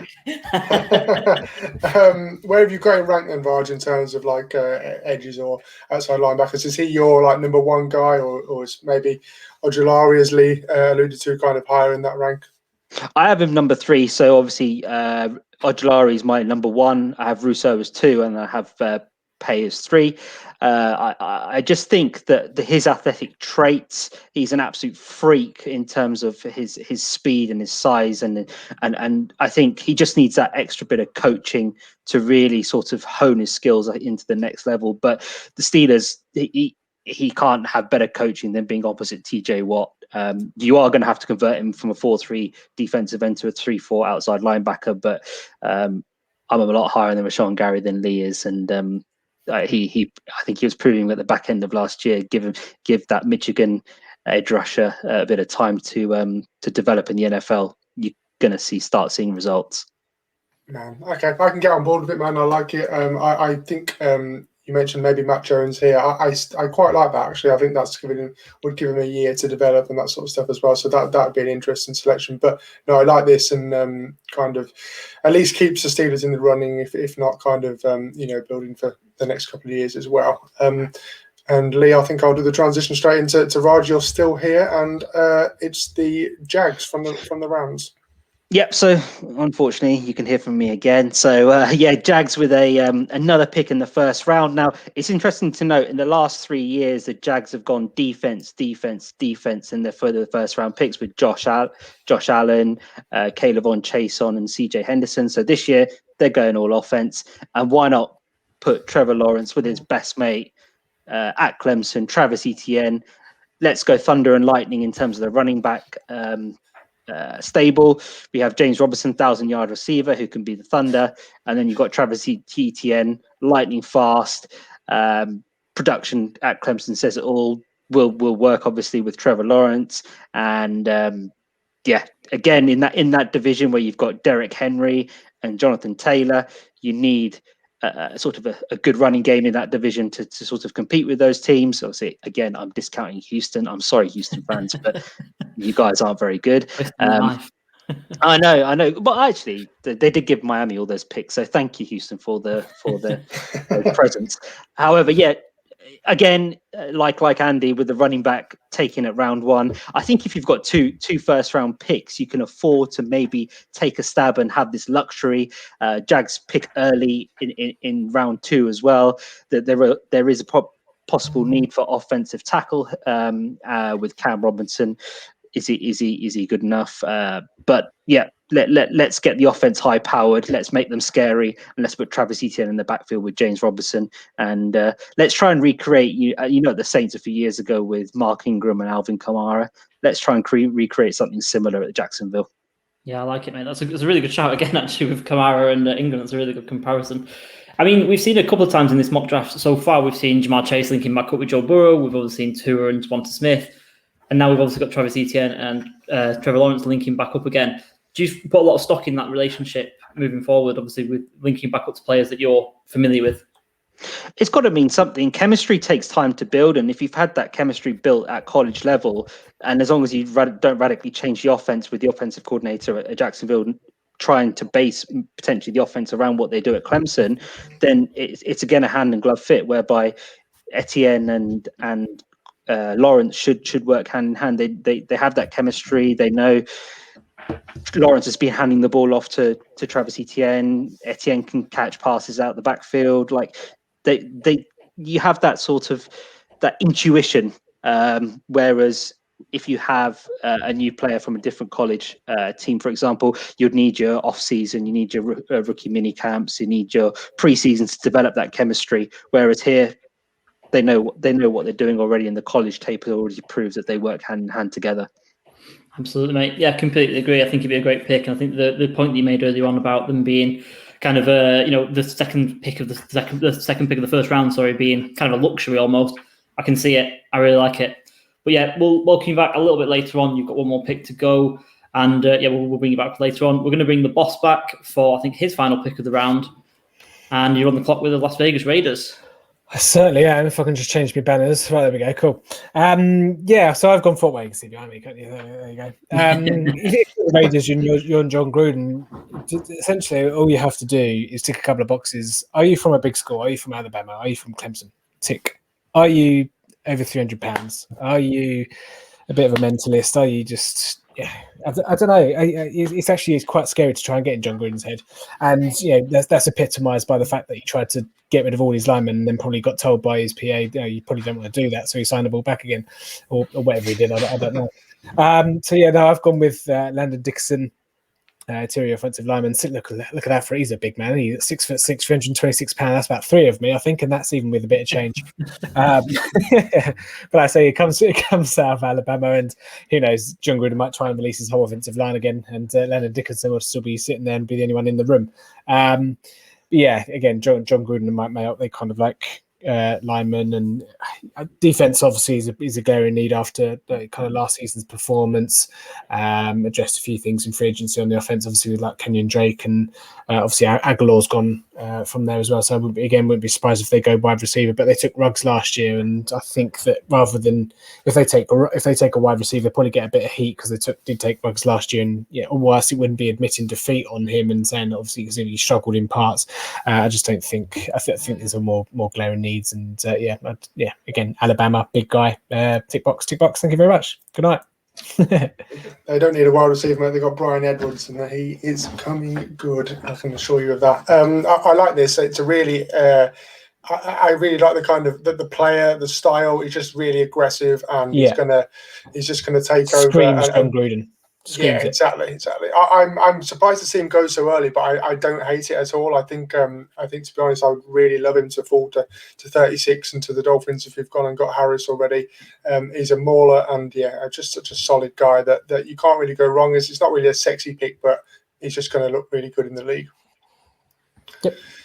Cool. Lee, anything your side, mate? I mean, I just love Landon Dickerson. I think he's a great player, great character as well. So can't we across the field, didn't we? When Mac Jones is combining to pro day interview. So can't wait to see him in the league, and a great pick from Tim there. Cheers. Awesome. Took himself away. I think we're coming back to Kieran with the Ravens. Here he is. Did you miss me? Here he is. Yes. Did you miss me, boys? It's the last time we'll see you, so make it a good one. Thankfully, I just checked. Oh no! Oh, trust me, it's a good one. Go for it. So, tell us all about it. The Baltimore Ravens, with their pick a man who plays for the greatest team named college team, whatever you want to call it, the Minnesota Golden Gophers. My God, Rashad Bateman, what a wide receiver this guy is.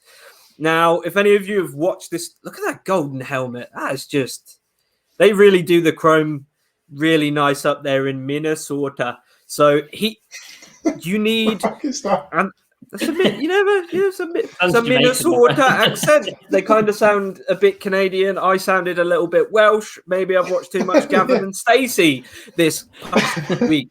But Rashad, not quite Jamaican. I think that might offend my godson, who is actually Jamaican. This just makes a lot of sense for me because Marquise Brown, like not to put a point on it, he's been a bit shit, hasn't he?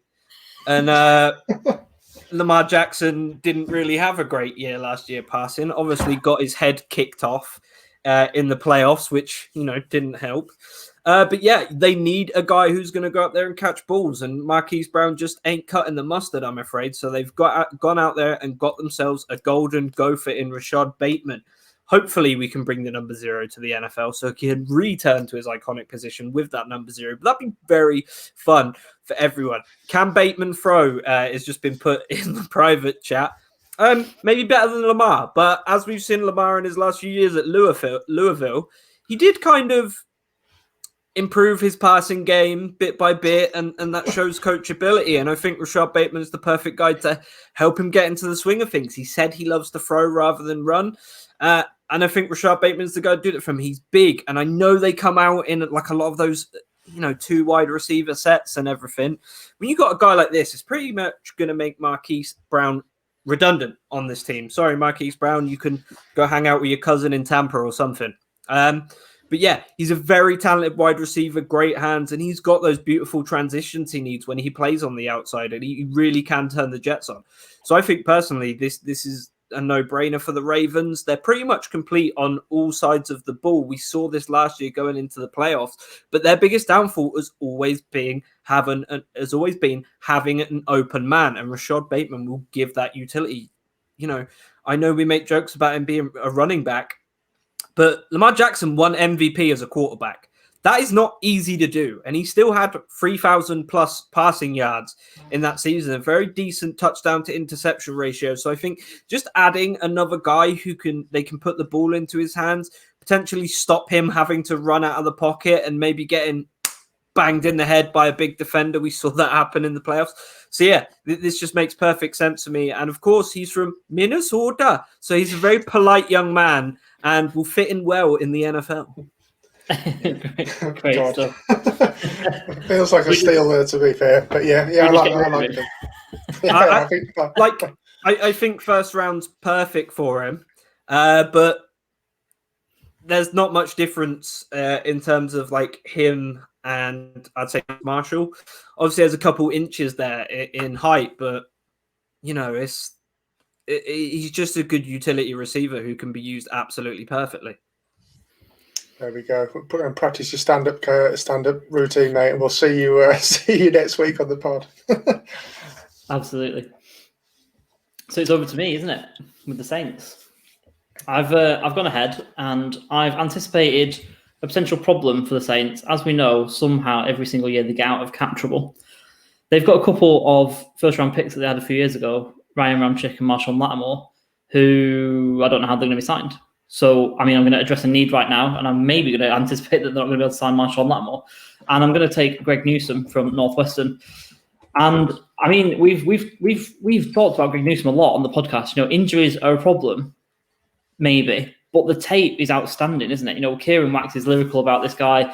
He loves watching him from the scouting guide, and I just think, you know, Patrick Robinson is on this depth chart as cornerback number 2 opposite Lattimore. You cannot go into that season with Patrick Robinson because people are just not going to throw at Marshawn Lattimore. People are just going to go the opposite way and pick on Patrick Robinson.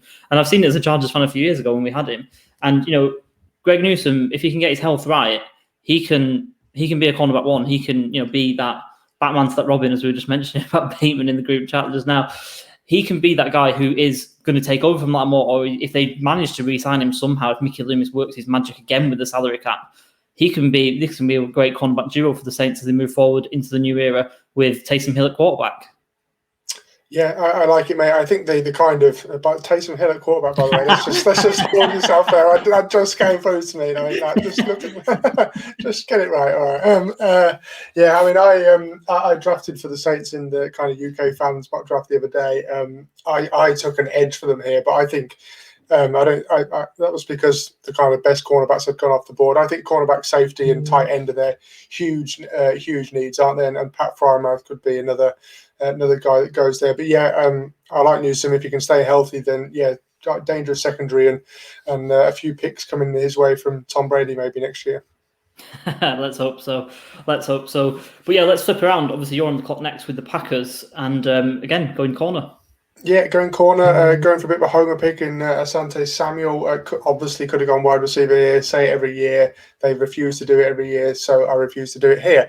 I love Samuel. I think he's kind of a bit of a more like physical kind of guy. I always find that he struggles a little bit on the outside. I've said that consistently this year, but I think that kind of playing that number 2 corner role, as you just alluded to, is going to suit him down to the ground to start with.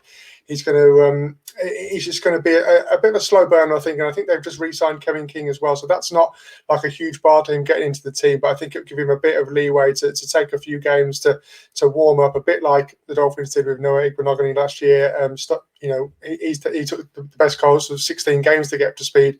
Could happen with Samuel as well. And I think they've just got a bit of depth there. Take it nice and easy. And when Samuel fully develops, he can play exactly, like his dad did, really, like a tough competitor. And yeah, I mean, he upped his price for the cameo for our draft guide, didn't he? And he cost us that. But let's hope it was justified, and he's like one of the big names in the league in a few years. Yeah, absolutely. And he's got, like, say, that inside-out versatility. If they've got a couple of guys there that can play on the outside, he can be moved around. He can play to his strengths. And Kieran, absolutely loving the pick in the comments there. Good pick. And anyone over that shit house is Kevin King. Not a fan of the re-signing there, mate. I'll take it as a Packers fan. But I love it. Great pick. And it was one that I was actually tossing up for the Saints, to be honest with you. And it just decided to go for Greg Newsome, the same, a little bit of a coin toss with that one.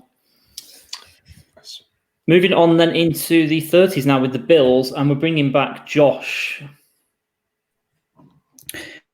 Hello. So, best player available, really, at this point. We're getting towards the last stages of the first round, and this is another one where, when I looked at it, at what was me coming back home on a bus at about 11 o'clock at night when originally looking at all this. Jason Owe, edge, Penn State. How on earth is he still there at 30? Quite a shock that he fell as far as he did. Quite a few mock drafts of which I've seen him being in has him sort of around the low 20s.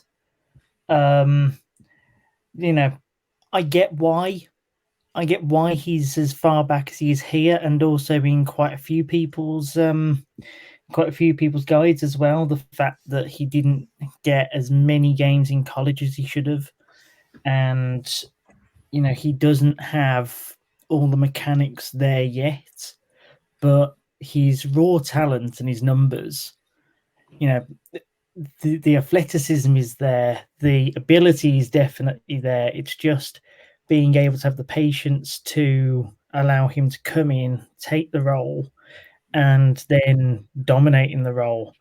And wow. I mean, the Bills, this is a real position of need as well for the Bills. It's probably their only position of need, really, if you look at their team. So basically, always just fell into their lap.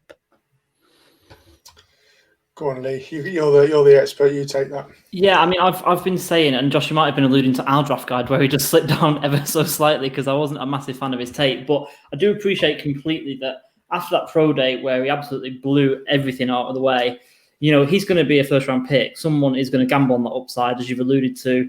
And like you say, the Bills, I mean, it's a great spot for him because they've got AJ Epinesa, who can be like that big end again, kind of going back to what we were talking about a little bit earlier. And then you can have Owe off the edge with his speed and his bend and things like that. And, Jerry Hughes is getting up there in age. So, yeah, I like it as a pick. I'm not sold 100% on the player. I've got to be honest. I've got to go back to the draft guide and my evaluation of him. But I think he's a first-round player because someone's going to gamble on that upside. I think Ed's been saying all night, hasn't he, about taking that chance on that high upside player and just, reaping that benefit if that comes your way. Yeah, and if you're gambling at 30, that's not that huge of a gamble. No, I completely agree. You can forget a gamble at 30. You can't forget a gamble at 4. Yeah. GMs lose the jobs, don't they, for picking the wrong player at 4. I don't think they do it often for picking the wrong player at 30. Exactly, because then you can just blame the board. Like, oh, he was never my guy. Absolutely. Yeah, brilliant. But no, great pick there for the Bills. We're going to move on to the Kansas City Chiefs, the beaten Super Bowl team. I just want to get that in there. And we're going to bring up Liam, who's on the clock, and I think he's going to bring in one of his guys here. I like that you like that they were the beaten Super Bowl champs. Just got to get it in there. Yeah, exactly. I know. And we all saw the Super Bowl. The reason that they did lose was because of O-line, and that this is the place that they need to rebuild. And to be fair to them, they've been doing that this off-season. A big deal for Joe to seeing them get Kyle Long out of retirement. But I'm giving them Creed Humphrey out of Oklahoma. He's the best center in the draft for me. And it's a case of the rich getting richer. As far as I'm concerned, his talent is huge. Like I say, this is the place that the Kansas City are rebuilding, and I think it'd be a really good addition. They have recently signed the Rams center, who can also play guard and kind of rotate on the line. If they want Humphrey to get starting time straight away, then that's great. Blythe to be their center short term, then he's a good guy for Humphrey to learn behind. But Humphrey just like the pick, like the player a lot. And he's that when you look at the full 10-yard scouting guide, you'll notice the fun fact about him at the bottom, that he played over 1,200 snaps for Oklahoma and gave up 0 sacks. So he is a guy that is not going to let Patrick Mahomes run around for his life too easily, and just a huge talent for me, and well worth a first round. Yeah, I mean, I'm gutted that you took him here, mate, because that is a perfect Dolphins pick at 36. So and I completely see why Patrick Mahomes is going to be lucky to have him blocking for him. yeah, I mean, I don't really have any kind of questions. You summed it all up well. But Lee, anything else to add there? No, like you say, it's a great pick, isn't it? At the end of the first round, a really experienced player, and hand in glove fit. Like you say, Patrick Mahomes needs protecting. Oh, I don't believe I just said that, but yeah, he does. And it's a great pick because he's like you say, he's a great blocker, and he's got that mean about him as well. A surprisingly good pro day as well. Really good athlete. Yeah, he'll fit right in. Yeah, absolutely, mate. We'll move straight on to the Super Bowl champions, and we're going to bring back Raj for his final pick of the evening, where he's got Tampa Bay Bucks. So, yeah, the GM has brought the gang back. I don't know where they've got the money from. The Glazers have probably nicked it from my team, Man United, and hemorrhaged it back down to Tampa. So that's probably how they've done that. However, last pick of the first round. Let's go best player available. Let's have a look to see, right, who potentially won't be there next year based on the contracts they signed at free agency. So you're looking at really two positions for me. You're looking at defensive tackle. Obviously, they brought back Sue. Or linebacker, where they brought back Levante David. And for me, I've gone linebacker because the linebacker class is still a better class at this stage of the first round than the defensive tackle class. I don't think the defensive tackle class there shouldn't really be a first round pick there. It is very much sort of second and third. You're going to get some decent players. So I've gone for Zaven Collins, 6'4", 260.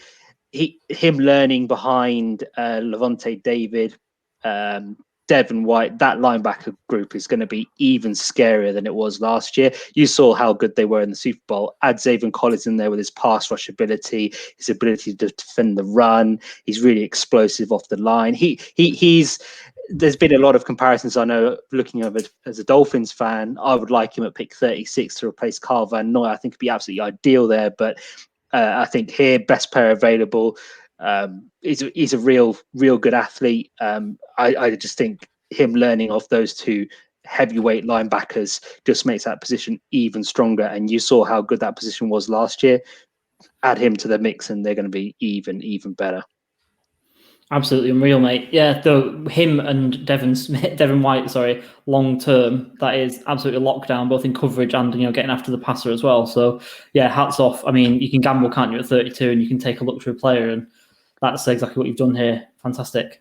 Exactly. The other option was Christian Barmore, but I just thought, you know what, defensive tackle, like I've said earlier, it's a case of you can pick up a good decent one at the end of round 2, which have got number 64. So let's go for Zaven Collins. I absolutely love his tape. He was an absolute machine last year at Tulsa. Take him down to Florida, and he's going to be an even bigger machine. Absolutely. Andy, have you got anything to add there on Zaven Collins? Yeah, I love him. I think he's been mocked to the Dolphins a lot at 18, which I think is a slight jump for me. But, great player, and, really like one of these like new breed of linebackers who are going to be good at playing the pass and the run, and just, game changers, really, aren't they? We saw what Devin White could do in the Super Bowl and side to side, and really complementing that Bucs defense. So same sort of like player for me. Exactly that. All right, then. So that brings us to the end of the first round. We've just got to bring in 3 more picks. The 3 teams that I haven't picked from yet, we're just going to kind of run through kind of who we thought they might pick up at the relevant spots. So we've got the Seattle Seahawks, the LA Rams, and also the Houston Texans, who are waiting for an awful long time into the 3rd round. But great first round there from everyone in the guys. So yeah, thank you for those picks, lads. But I believe we're going to bring back Liam for the Seahawks pick at 56.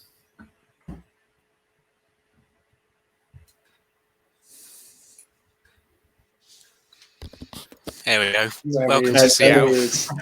Finally getting a pick. Tell us all about it. You've got who's got We're used to Seattle not having a. Kieran's going to like this because we're going with an LSU prospect and one that isn't a wide receiver, taking Jabril Cox, the linebacker. I had to be a bit realistic, kind of knowing that this is pick 56 and who is still going to be there and who isn't. But I don't think offensive linemen Seattle would be at this pick. But it's probably a little bit sad that there's a chance that KJ Wright could be a gap need filling at linebacker for really, really like Jabril Cox, and I think that he'll fit right in. If KJ Wright stays, then I think the front seven is still getting tweaked in Seattle, and he can be excellent depth or find a spot along that line. So yeah, I think I'd rush this pick in. Jabril Cox, the linebacker, SU, into the Seahawks. Absolutely, mate. Yeah, really love it. Really love the pick. Like you say, Seattle waiting a little bit of time to get on there. But yeah, we'll just whip through these final 3 picks and we'll take you away. Andy, you're on with the next pick, actually, with the Rams. Yeah, I've gone Jevon Holland, the safety from Oregon. Quite a explosive, well-rounded, athletic safety. Obviously sat the year out, so a little bit of an impact on draft stock. I think would have liked to see another year of tape to go a bit higher up. But plays the ball, he's got good hands, and he'll fit in next to Jalen Ramsey, no problem at all in that secondary for the Rams. Yeah, absolutely. One well-known company rating him as one of the best corners recently over the past couple of days. So very interesting from them, as a lot of things that come out there are. Not naming any names whatsoever before we get anyone in trouble, personally myself. We'll whip straight on. We'll go through to the Houston Texans, who I was actually picking for at 67, not quite the 70s. And I went for another cornerback, and I went for Trill Williams out of Syracuse. I mean, it's just the sort of thing that the Houston Texans cornerback room is full of small guys. You know, Vernon Hargreaves, who's better in the slot. Desmond King, who, you know, is he a good player anymore? I'm not really sure. That kind of pains me to say it, because he was an ex-Charger and one of my favourite players when he was there. And then they've also brought in Bradley Roby as well, who, again, is sub 6 foot. And you've got to have some big guys. You're going to have some guys that run. I think Trill Williams is one of those guys. One of this this duo at Syracuse with Ifeatu Melifonwu. And I just think they're both great players. I just don't think I could have justified taking Melifonwu this late on. So I went for the other one over at Syracuse, and I picked Trill Williams for the Texans. And so that wraps up our first round and a bit mock draft that we've got with all the family. Tim doing a great job here with the visuals, and you've got that there. I'm sure we'll tweet this out at the end of all of this. But first of all, before we go, I just want to kind of get in another plug for the draft guide that we've got out. Obviously, a lot of guys who have been on tonight have kind of put towards this, as you got there in the visuals. So we've got a physical copy and we've also got a digital copy. Both great products, both great information in there. Over 240 players scouted from us and the guys. Go and get your copy right now. A lot of the takes that you've heard tonight, plus a lot of the takes that you haven't heard as well. So go in, get it ready for draft night. It's 3 weeks away. And it goes towards Britball as well. So you're helping funding the next batch of college coaches. I wish it was that. Next batch of Britball coaches and referees as well. So he's supporting the grassroots game in the NFL, in Britball. Sorry, I'm getting ahead of myself with the NFL draft. So, it's been 2 hours. It's been 2 hours, yeah. So thank you for staying with us. If you have stuck all the way through with us, if not, load it up, watch it bit by bit. You've been great, and everyone here on has been great. Thank you for your comments as well, as you've been putting them in, and we've read out a few of them on air. But yeah, thank you very much, Andy. Thank you for being a great co-host with me as well and seeing me through this. And we'll see you on the other side, people. So yeah, thanks for listening.